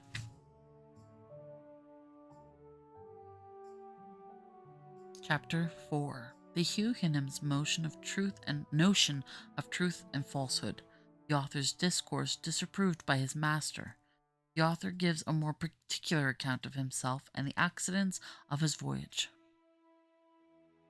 My master heard me with great appearances of uneasiness in his countenance, because doubting or not believing is so little known in this country that the inhabitants cannot tell how to behave themselves under such circumstances, and I remember in frequent discourse with my master concerning the nature of manhood in other parts of the world, having occasion to talk of lying and false representation, it was with much difficulty that he comprehended what I meant. Although he had otherwise a most accurate judgment, we argued thus: that the use of speech was to make us understand one another and to receive information of facts. Now, if any one said the thing which was not, these ends were defeated, because I cannot properly be said to understand him, and I am so far from receiving information that he leaves me worse than in ignorance. For I am led to believe a thing black when it is white, and short when it is long. And these were all the notions he had concerning the faculty of lying, so perfectly well understood and so universally practiced among human creatures. I mean, he asked his master to not say that he was wearing clothing. Isn't that a lie of omission? It's technically lying. Swift contradiction. Whatever.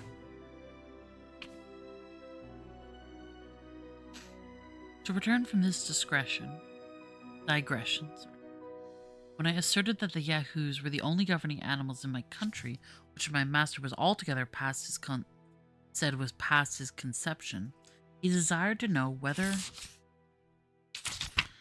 we had Ceequins among us, and what was their employment. I told him we had great numbers, that in summer they grazed in the fields, and in winter were kept in houses with hay and oats, where Yahoo's servants were employed to rub their skins smooth, comb their manes, pick their feet, and serve them with food and make their beds. I understand you well, said my master. It is now very plain from all you have spoken that whatever share of reason the Yahoos pretend to, the Ceequins are your masters. I heartily wished our Yahoos would be so tractable. I begged his honor would please to excuse me from proceeding any farther, because I was very certain that the account he expected from me would be highly displeasing. But he insisted in commanding me to let him know the best and the worst. I told him he should be obeyed. I owned that the Ceequins among us, whom we called horses, were the most generous and comely animals we had, that they excelled in strength and swiftness, and when they belonged to persons of quality, or employed in traveling, racing, or drawing chariots, they were treated with much kindness and care, till they fell into disease or became foundered in feet. But then they were sold and used to all kinds of drudgery till they died, after which their skins were stripped and sold for what they were worth, and their bodies left to be devoured by the dogs and birds of prey. But the common race of horse was not so good fortune, being kept by farmers and carriers and other mean people, who put them to greater labor and fed them worse. I described as well as I could our way of riding, the shape and use of a bridle, a saddle, a spur, and a whip, of harness and wheels. I added that we fastened plates of a certain hard substance called iron to the bottom of their feet, to preserve their hooves from being broken by the stony ways on which we often traveled. My master, after some expression of great indignation, wondered how we dared to venture upon a Ceequin's back, for he was sure that the weakest servant in his house would be able to shake off the strongest Yahoo, or be lying down and rolling on his back, squeeze the brute to death. I answered that our horses were trained up from 3 or 4 years old to the several uses we intended them for, that if any of them proved intolerably vicious, they were employed for carriages, that they were severely beaten while they were young for any mischievous tricks, that they were indeed sensible of rewards and punishments, but his honor would please to consider that they had not the least tincture of reason any more than the Yahoos in this country. It put me to the pains of many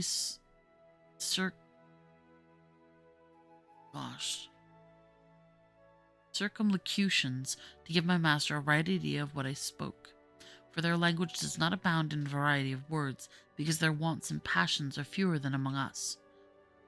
But it is impossible to express his noble resentment at our savage treatment of the Ceequin race.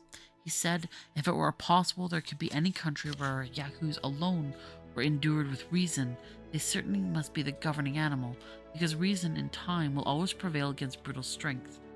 But considering the frame of our bodies, and especially of mind, he thought no creature of equal bulk was so ill contrived for employing that reason blah, was so ill contrived for employing that reason in the common orifice of life, whereupon he desired to know whether those animals whom I lived resembling me or the Yahoos of his country. I assured him that I was as well shaped as most of my age, but the younger and the females were much more soft and tender, and the skins of the latter generally smooth as milk. But he said I differed indeed from other Yahoos, being much more cleanly and not altogether so deformed. But in point of real advantage, he thought I differed for the worse, that my nails were of no use either to my fore or hinder feet, and to my forefeet you could not properly call them by that name, for he never observed me to walk upon them. That they were too soft to bear the ground, that I generally went with them uncovered. Neither was the covering I sometimes wore on them of the same shape or so strong as that of my feet behind, that I could not walk with any security, for if either of my hinder feet slipped, I must inevitably fall. He then began to find fault with other parts of my body, the flatness of my face, the prominence of my nose, my eyes placed directly in front, so that I could not look on either side without turning my head, that I was not able to feed myself without lifting one of my forefeet to my mouth, and therefore nature had placed those joints to answer that necessity. He knew not what could be the use of those several clefts and divisions of my feet behind, that these were too soft to bear the hardness and sharpness of stones without a covering made from the skin of some other brute, that my whole body wanted a fence against heat and cold, which I was forced to put on and off every day with tediousness and trouble, and lastly, that he observed every animal in this country naturally to abhor the Yahoos, whom the weaker avoided and the stronger drove from them, so that, supposing us to have the gift of reason, he could not see how it were possible to cure that natural antipathy which every creature discovered against us, nor consequently how we could tame and render them serviceable. However, he would, as he said, debate the matter no further, because he was more desirous to know my own story, the country where I was born, and the several actions and events of my life before I came hither.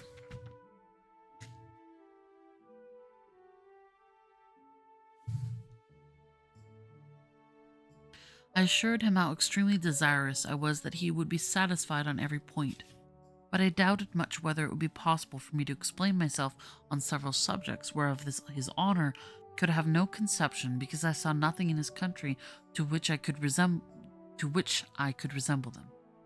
That, however, I would do my best and strive to express myself by similitudes, humbly desiring his assistance when I wanted proper words, which he was pleased to promise me.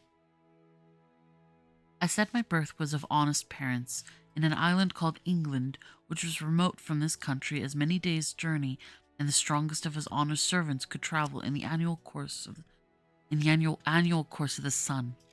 That I was bred a surgeon, whose trade it is to cure wounds and hurts in the body, got by accident or by violence. That my country was governed by a female man, whom we called Queen.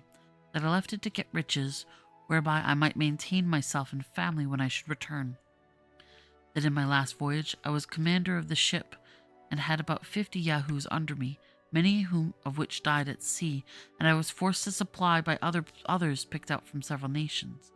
That our ship was twice in danger of being sunk, the first time by a great storm, and the second by striking against a rock. Here my master interposed by asking me how I could persuade strangers out of different countries to venture with me after the losses I had sustained and the hazards I had run. I said that they were fellows of desperate fortunes, forced to fly from places of their birth on account of their poverty or their crime, and therefore they were under the necessity of seeking a livelihood in other places. Sippy sip sip, yeah.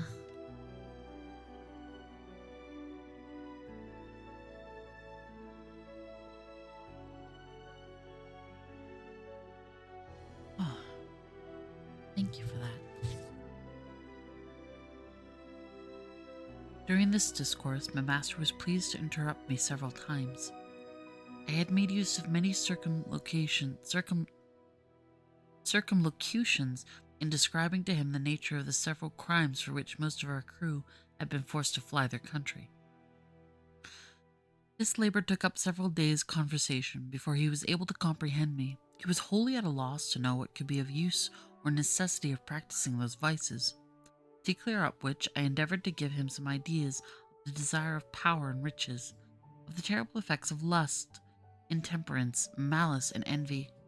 All this I was forced to define and describe by putting cases and making suppositions, after which, like one whose imagination was struck with something never seen or heard before, he would lift up his eyes with amazement and indignation. Power, government, war, law, punishment, and 1,000 other things had no terms wherein that language could express them, which made the difficulty almost insuperable. To give my master any conception of what I meant,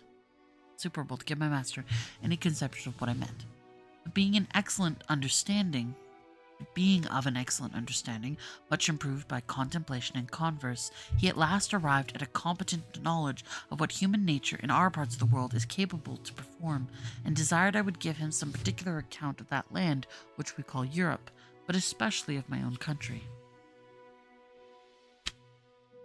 I feel like I sneeze. No, I'm good. Chapter 5. The author, at his master's commands, informs him of the state of England, the causes of war among the princes of Europe. The author begins to explain the English constitution.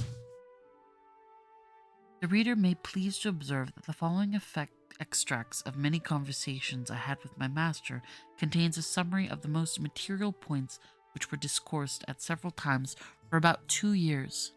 His Honour often desiring fuller satisfaction as I further improved in the Ceequin tongue. I laid before him, as well as I could, the whole state of Europe. I discoursed of trade and manufactures, of arts and science, and the answers I gave to all these questions he made as they arose upon several subjects were a fund of conversation not to be exhausted. But I shall here only set down the substance of which passed between us concerning my own country, reducing it in order as well as I can, without any regard to time or other circumstances, while I strictly adhere to truth. My only concern is that I shall hardly be able to do justice to my master's arguments and expressions, which must needs suffer by my want of capacity, as well as by a translation into our barbarous English. In obedience, therefore, to his Honour's commands, I related to him the revolution under the Prince of Orange, the long war with France, and the Prince of Orange. I'm just picturing a different orange. That's a weird name.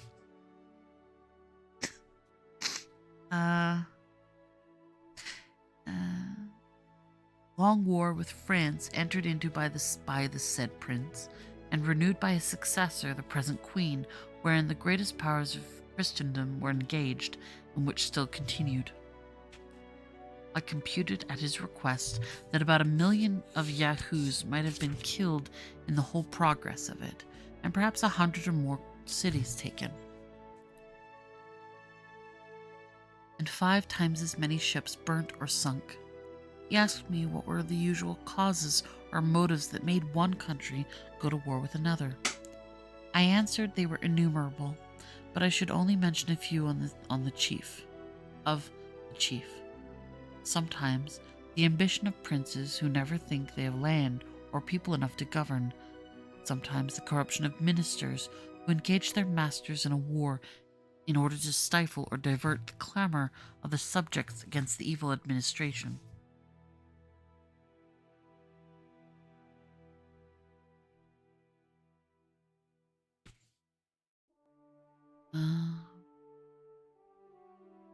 Differences in opinions has cost many millions of lives.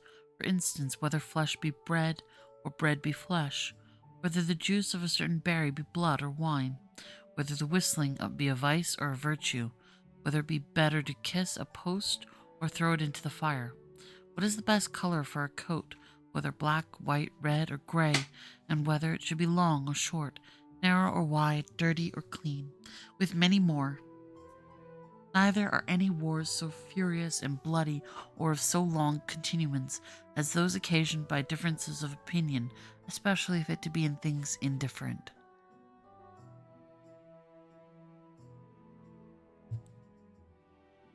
Hello. Hello, Sako. Hello. Oh. Keep going, yes. Sako's being Sako. I am Sako. That's why it talks when I talk. Story time, keep you entertained with the sock. It is a little bit jarring to have the little colorful sock puppet and then the topic of the book. It's like, can't follow the story? Just look at the puppet.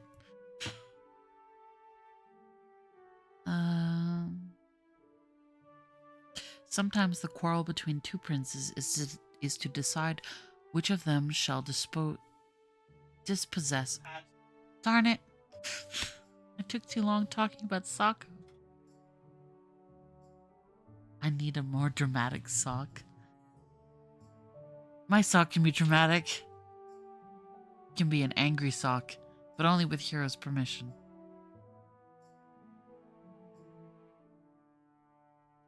Perhaps. Make me a dramatic sock.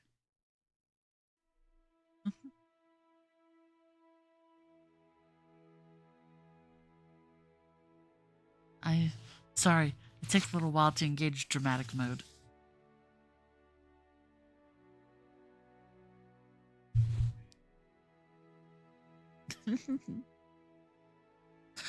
The tension is building. The result will be underwhelming. There. Sock is now more dramatic. He trembles with rage.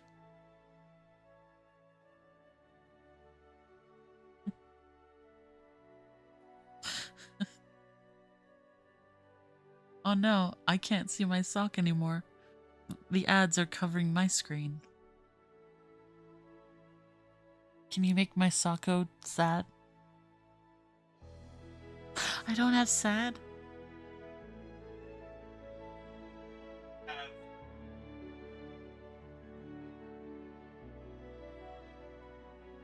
Bonk. What's bonk again? I can't see it, so you'll have to describe me. Every time I talk? I don't understand. Oh, right. Right, we were doing that thing where I'm falling asleep and they would bonk me. Ah, these ads. I can't enjoy this. No Sako.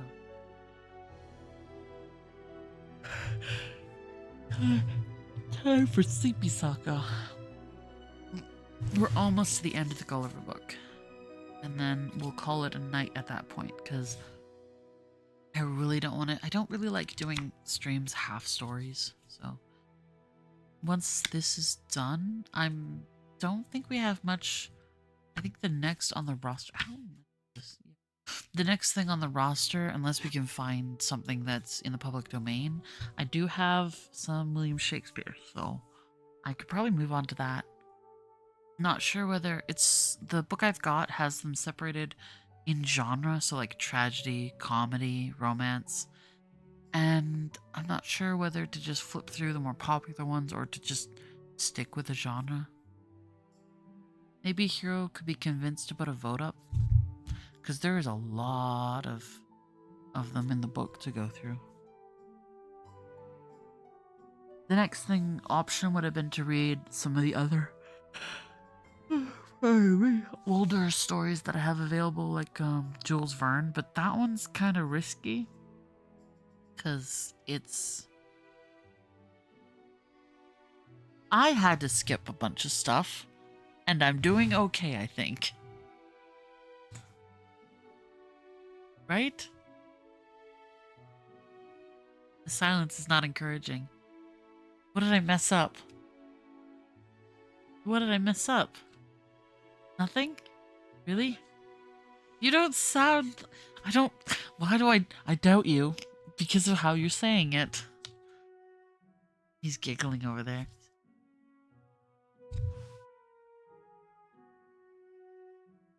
Yeah.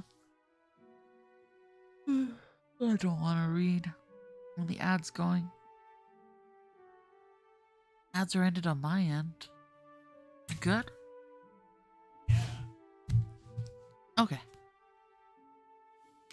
I can see my Sako. And I can see your bear. When did that show up? You brought him out.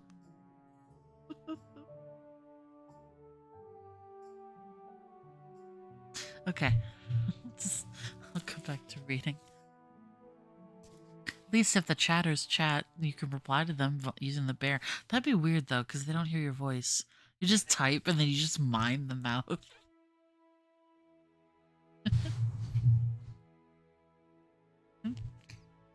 Yeah, little bear. Okay.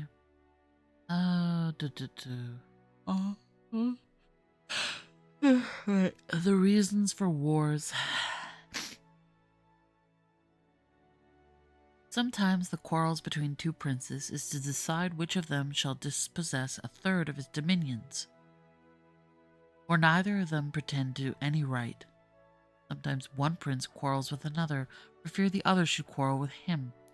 Sometimes a war is entered upon because the enemy is too strong, and sometimes because he is too weak.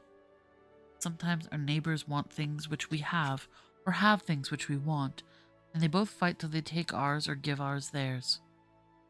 It is a very justifiable cause of war to invade a country after the people have been wasted by famine, destroyed by pestilence, or embroiled by factions among themselves.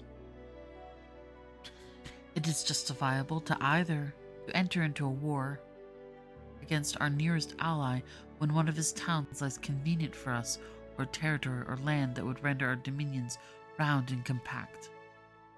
If a prince send forces into a nation where the people are poor and ignorant, he may lawfully put half of them to death and make slaves of the rest in order to civilize and reduce them from their barbarous way of living. It is very kingly, honorable, and frequent practice, when one king desires the assistance of another to secure him against an invasion, that the assistant, when he has driven out the invader, should seize on the dominions himself and kill, imprison, or banish the prince he came to relieve. Alliance by blood or marriage is a frequent cause of war between princes, and the nearer the kindred is, the greater is their disposition to quarrel. Poor nations are hungry, and rich nations are proud, and pride and hunger will ever be a variance. For these reasons, the trade of a soldier is held the most honorable of all others, because a soldier is a Yahoo hired to kill in cold blood as many of his own species who have never offended him as he possibly can. That is chilling description. There is likewise a kind of beggary princes in Europe, not able to make war by themselves. There is likewise a kind of beggarly princes in Europe, not able to make war by themselves, who hire out their troops to richer nations for so much a day to earn a man, for which they keep 3/4 to themselves, and it is the best part of their maintenance. Such are those of the many northern parts of Europe.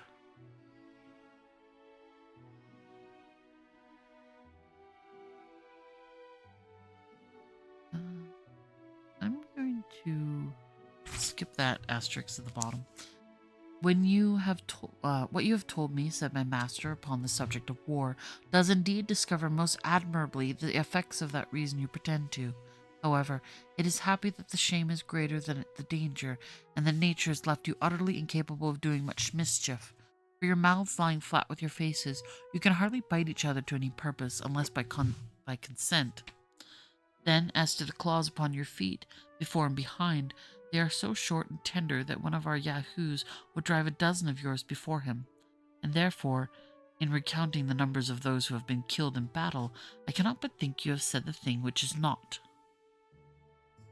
I could not forbear shaking my head and smiling a little at his ignorance, and by being no stranger to the acts of war, I gave him a description of cannons, culverines, muskets, carbines, pistols, bullets, powder, swords, bayonets, battles, sieges, retreats, attacks, undermines, countermines, bombardments, sea fights, ships shot, ships sunk with 1,000 men, 20,000 killed on each side, dying groans, limbs flying in the air, smoke, noise, confusion, trampling to death under horses' feet, flight, pursuit, victory, fields strewed with carcasses left for food to dogs and wolves and birds of prey, plundering, stripping, burning, and destroying.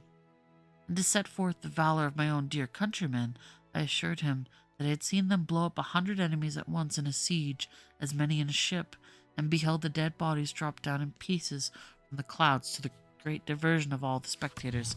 I'm going to drink some water.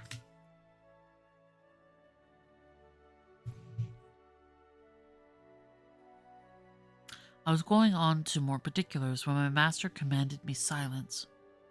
He said whoever understood the nature of Yahoos might easily believe it possible for so vile an animal to be capable of every action I had named, if their strength and cunning equaled their malice.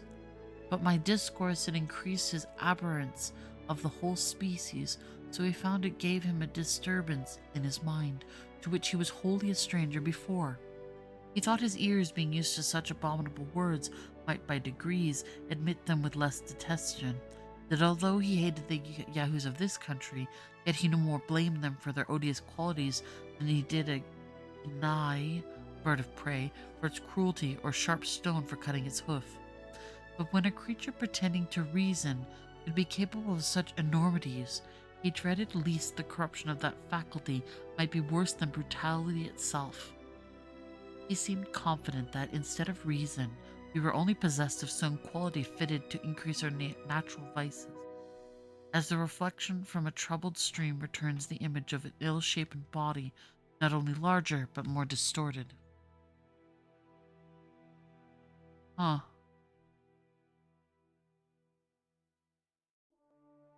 He added that he had heard too much upon the subject of war, both in this and some further discourses. There was another point which a little perplexed him at present. I had informed him that some of our crew left their country on account of being ruined by law, that I had already explained the meaning of the word, but he was at a loss how it should come to pass that the law, which was intended for every man's preservation, should be any man's ruin. Therefore, he desired to be further satisfied what I meant by law, and the dispensers thereof, according to the present practice in my own country, because he thought nature and reason were sufficient guides for a reasonable animal, as we pretended to be, showing us what we ought to do and what to avoid. I assured his honor that law was a science, in which I had not much conversed, further than by employing advocates in vain upon some injustices that had been done me. However, I would give him all the satisfaction I was able. I said there was a society of men among us, bred up from their youth in the art of proving, by words multitudes for their purpose, that white is black and black is white, according as they are paid. To this society, all the rest of the people are slaves. For example, if my neighbor has a mind to my cow, he hires a lawyer to prove that he ought to have my cow from me. I must then hire another to defend my right. It is being against all rules of law that any man should be allowed to speak for himself. Now, in this case, I, who am the right owner, lie under two great disadvantages. First, my lawyer, being practiced almost from his cradle in defending falsehoods, is quite out of his element when he would be an advocate for justice, which, as in a natural office, he always attempts with great awkwardness, if not with ill will. The second disadvantage is that my lawyer must proceed with great caution, or else he will be reprimanded by the judges, and abhorred by his brethren, as one that would lessen the practice of the law. And therefore I have but two methods to preserve my cow. The first is to gain over my adversary's lawyer with a double fee, who will then betray his client by insinuating that he has justice on his side. The second way is for my lawyer to make my cause appear as unjust as he can, by allowing the cow to belong to my adversary, and this, if it be skillfully done, will certainly bespeak the favor of the bench. Now your honor is to know that all these judges are persons appointed to decide controversies of all controversies of property, as well as for the trial of criminals, and picked out from the most dexterous lawyers who have grown old or lazy, and having biased all their lives against truth and equity, lie under such a fatal necessity of favoring fraud, perjury, and oppression that I have known some of them refuse a large bribe from the side where justice lay, rather than injure the faculty by doing anything unbecoming their nature or their office. Man, he don't like lawyers at all.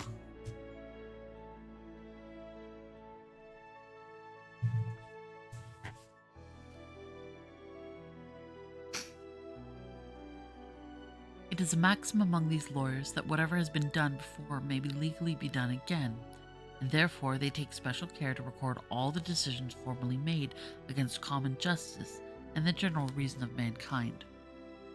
These, under the name of precedents, they produce as authorities to justice the most inquisitous opinions, and the judges never fail of directing accordingly.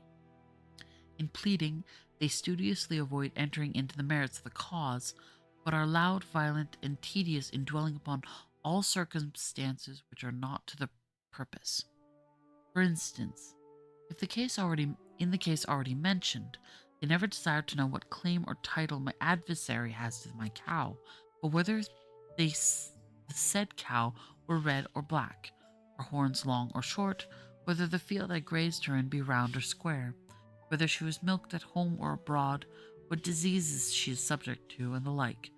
After which they consult precedents, adjourn the causes from time to time, and in 10, 20, or 30 years come to an issue. It is likewise to be observed that this society has a peculiar cant and jargon of their own, that no other mortal can understand, and wherein all their laws are written, which they take special care to multiply, whereby they have wholly confounded the very essence of truth and falsehood, of right and wrong, so that it will take 30 years to decide whether the field left me by my ancestors for 6 generations belongs to me or to a stranger 300 miles off. In the trial of persons accused for crimes against the state, the method is much more short and commendable. The judge first sends to sound the disposition of those in power, after which he can easily hang or save a criminal, strictly preserving all the forms of law. Here my master, interposing, said that it was a pity that creatures endowed with such prodigious abilities of mind, as these lawyers by the description I gave of them must certainly be, were not rather encouraged to be instructors of others in wisdom or knowledge. In answer to which I assured his honor that in all points out of their own trade they were usually the most ignorant and stupid generation among us. He really hates lawyers, the most despicable in common conversation, avowed enemies to all knowledge and learning, and equally disposed to pervert the general reason of mankind in every other subject or discourse as in that of their own profession. I think I've had to deal with four different lawyers throughout my life so far, and so far I've only severely disliked one of them. The other 3 were very nice professionals, and I appreciated what they did. So I don't know what Swift's got with lawyers. Just people doing their job. I guess technically the ones I worked with probably just got paid normal, so maybe rich people, bigger lawyers get bribes or something. I don't know. Chapter 6. A continuation of the state of England under Queen Anne, the character of a first minister of state in European courts. My master was yet wholly at a loss to understand what motives can incite this race of lawyers to perplex, disquiet, and weary themselves by engaging in a confederacy of injustice merely for the sake of injuring their fellow animals. Neither could he comprehend what I meant in saying they did it for hire, whereupon I was at much pains to describe him the use of money, the materials it was made of, and the value of the metals. That when a Yahoo had got a great store of this precious substance, he was able to purchase whatever he had a mind to, the finest clothing, the noblest houses, great tracts of land, the most costly meats and drinks. Therefore, since money alone was able to perform all these feats, our Yahoos thought they could never have enough of it to spend or to save, as they found themselves inclined from their natural bent either to profusion or avarice. That the rich man enjoyed the fruit of the poor man's labor, and the latter were 1,000 to 1 in proportion to the former. That the bulk of our people were forced to live very miserly by laboring every day for small wages to make a few live plentifully. I enlarged myself much on these and many other particulars of the same purpose, but his Honour did not understand, for he went upon a supposition that all animals had a title to their share of the productions of the earth, and especially those who presided over the rest. Therefore he desired I would let him know what these costly meats were, and how any of us happened to want them. Whereupon I enumerated as many sorts as came into my head, with the various methods of dressing them, which could not be done without sending vessels by sea to every part of the world, as well as for liquors to drink, as for sauces and innumerable other conveniences. I assured him that this whole globe of earth must be at least 3 times gone round before one of our better female Yahoos could get her breakfast or a cup to put in it. He said that must be needs be a miserable country which cannot furnish food for its own inhabitants. But what he chiefly wondered at was how such vast tracts of ground as I described should be wholly without fresh water, and the people put to the necessity of sending overseas for drink. I replied that England, the dear place of my nativity, was computed to produce 3 times the quantity of food more than its inhabitants are able to consume, as well as liquors extracted from grain or pressed out of the fruits of certain trees which made excellent drink, and the same proportion in every other convenience of life. But in order to feed the luxury and intemperance of the males and the vanity of the females, we sent away the greatest part of our necessary things to other countries, whence in return we brought the materials of diseases, folly, and vice to spend among ourselves. That wine was not imported among us from foreign countries to supply the want of water or other drinks, but because it was a sort of liquid that made us merry by putting us out of our senses, diverted all melancholy thoughts, begat wild extravagant imaginations in the brain, raised our hopes and banished our fears, suspended every office of reason for a time, and deprived of us the use of our limbs till we fell into a profound sleep. Although it must be confessed that we always awoke sick or dispirited, and that the use of this liquor filled us with diseases which made our lives uncomfortable and short.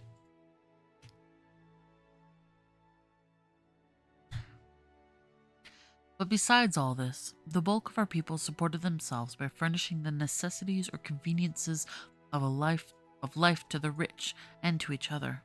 For instance, when I am at home and dressed as I ought to be, I carry on my body the workmanship of 100 tradesmen. The building and furnishing of my house implies many more and 5 times the number to adorn my wife. I was going on to tell him of another sort of people who get their livelihood by attending the sick, having upon them some occasions informed his Honour that many of my crew had died of disease. But here it was with the utmost difficulty that I brought him to apprehend what I meant. He could easily conceive that a Ceequin in him grew weak and heavy a few days before his death, or by some accident might hurt a limb, but that nature, who works all things to perfection, should suffer any pains to breed in our bodies, he thought impossible, and desired to know the reason of so unaccountable an evil. I told him we fed on 1,000 things which operated contrary to each other, that we ate when we were not hungry, and drank without the provocation of thirst, that we sat whole nights drinking strong liquors without eating a bit, which deposed us to sloth, inflamed our bodies, and precipitated or prevented digestion, that it would be endless to give him a catalogue of all diseases incident to human bodies, they could not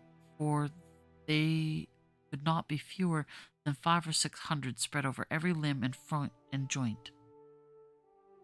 In short, every part external and intestine having diseases appropriate to itself. to remedy which there were a sort of people who bred up among us a profession or pretense of curing the sick. But besides real diseases, we are subject to many that are only imaginary, for which the physicians have invented imaginary cures. These have their several names, and so have the drugs that are proper for them.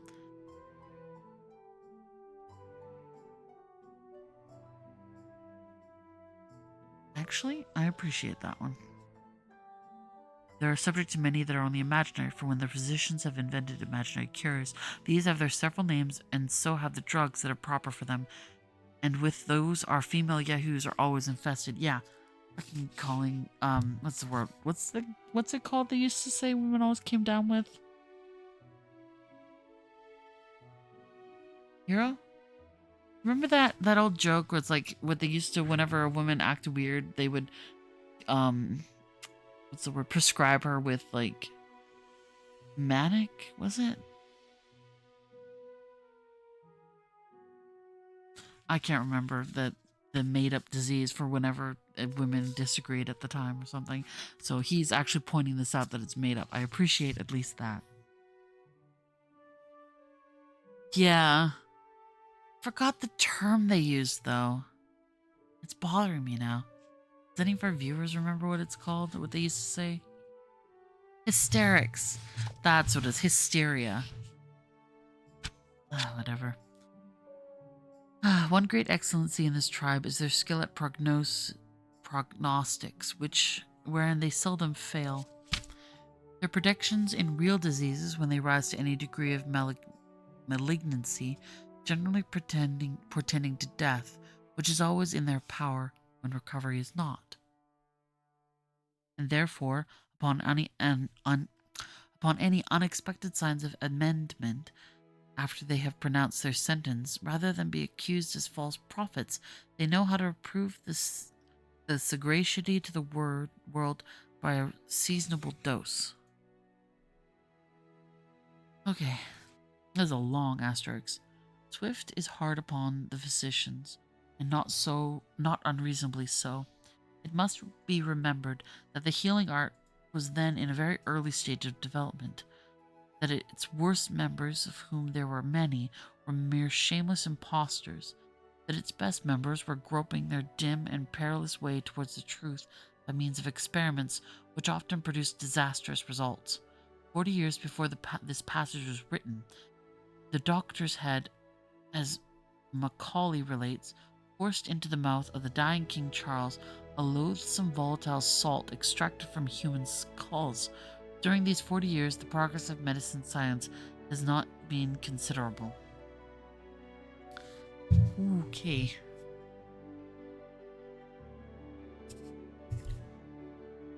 There.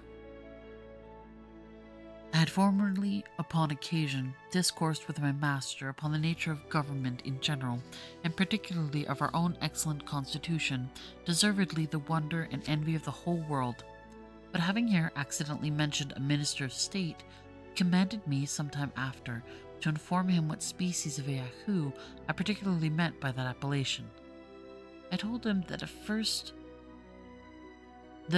or chief minister of state, who was the person I intended to describe, was a creature wholly exempt from joy and grief, love and hatred, pity and anger. At least he makes use of no other passions but a violent desire to wealth, power, and titles. That he applies his words to all uses except to the indication of his mind, that he never tells the truth but with an intent that you should take it for a lie, nor lie but with a design that you should take it for a truth, that those he speaks worst of behind their backs are in the surest way to preferment.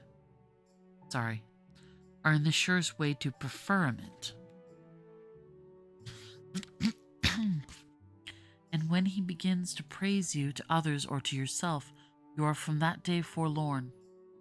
The worst mark you can receive is a promise, especially when it is confirmed with an oath, after which every wise man retires and gives over all hopes. There are 3 methods by which a man may rise to be chief minister.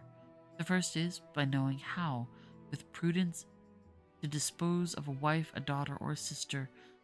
The second, by betraying or undermining his predecessor.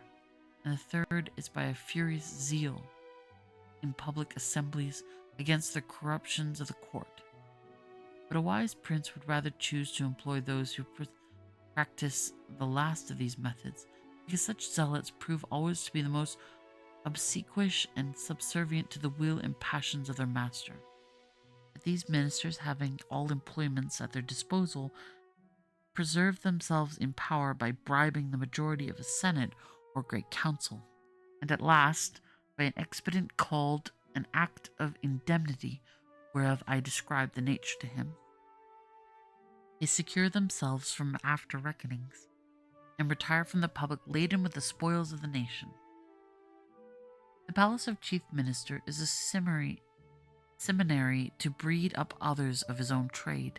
The pages, lackeys, and porters, by imitating their master, become ministers of state in their several districts, and learn to excel in the three principal ingredients of insolence, lying, and bribery. Accordingly, they have a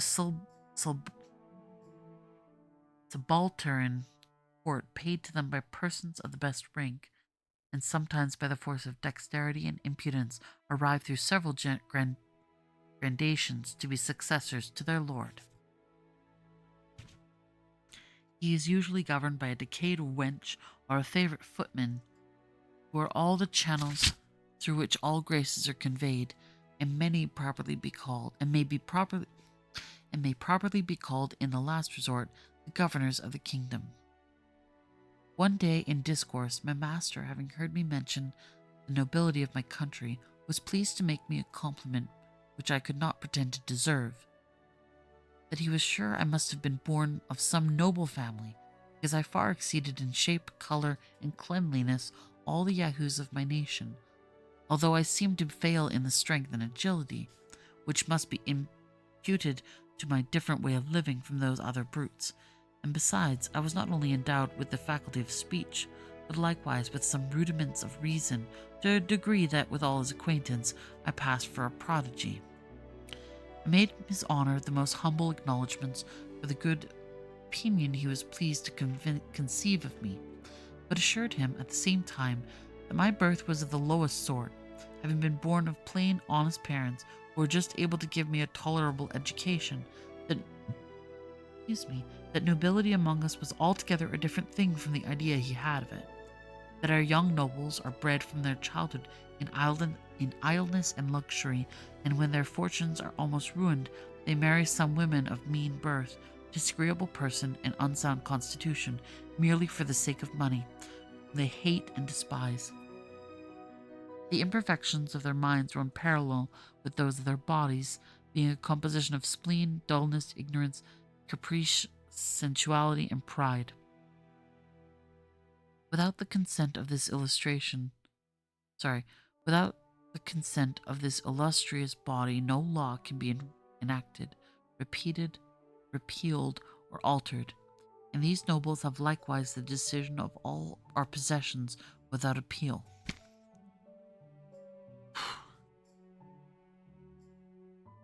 Got half an hour to get through this, I think. Chapter 7.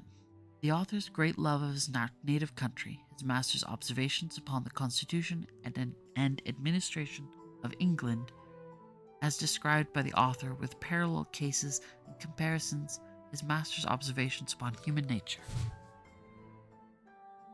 The reader may be disposed to wonder how I could prevail on myself to give a free representation of my own species among a race of mortals who were already too apt to conceive the vilest opinions of humankind, from that entire congruity betwixt me and their Yahoos.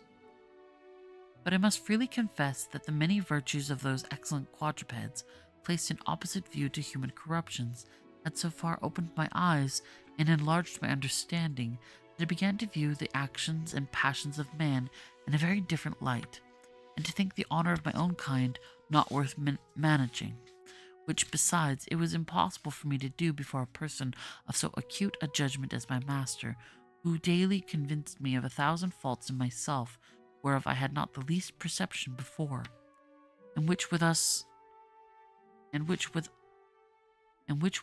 would never be and which with I need some water. Give me a second.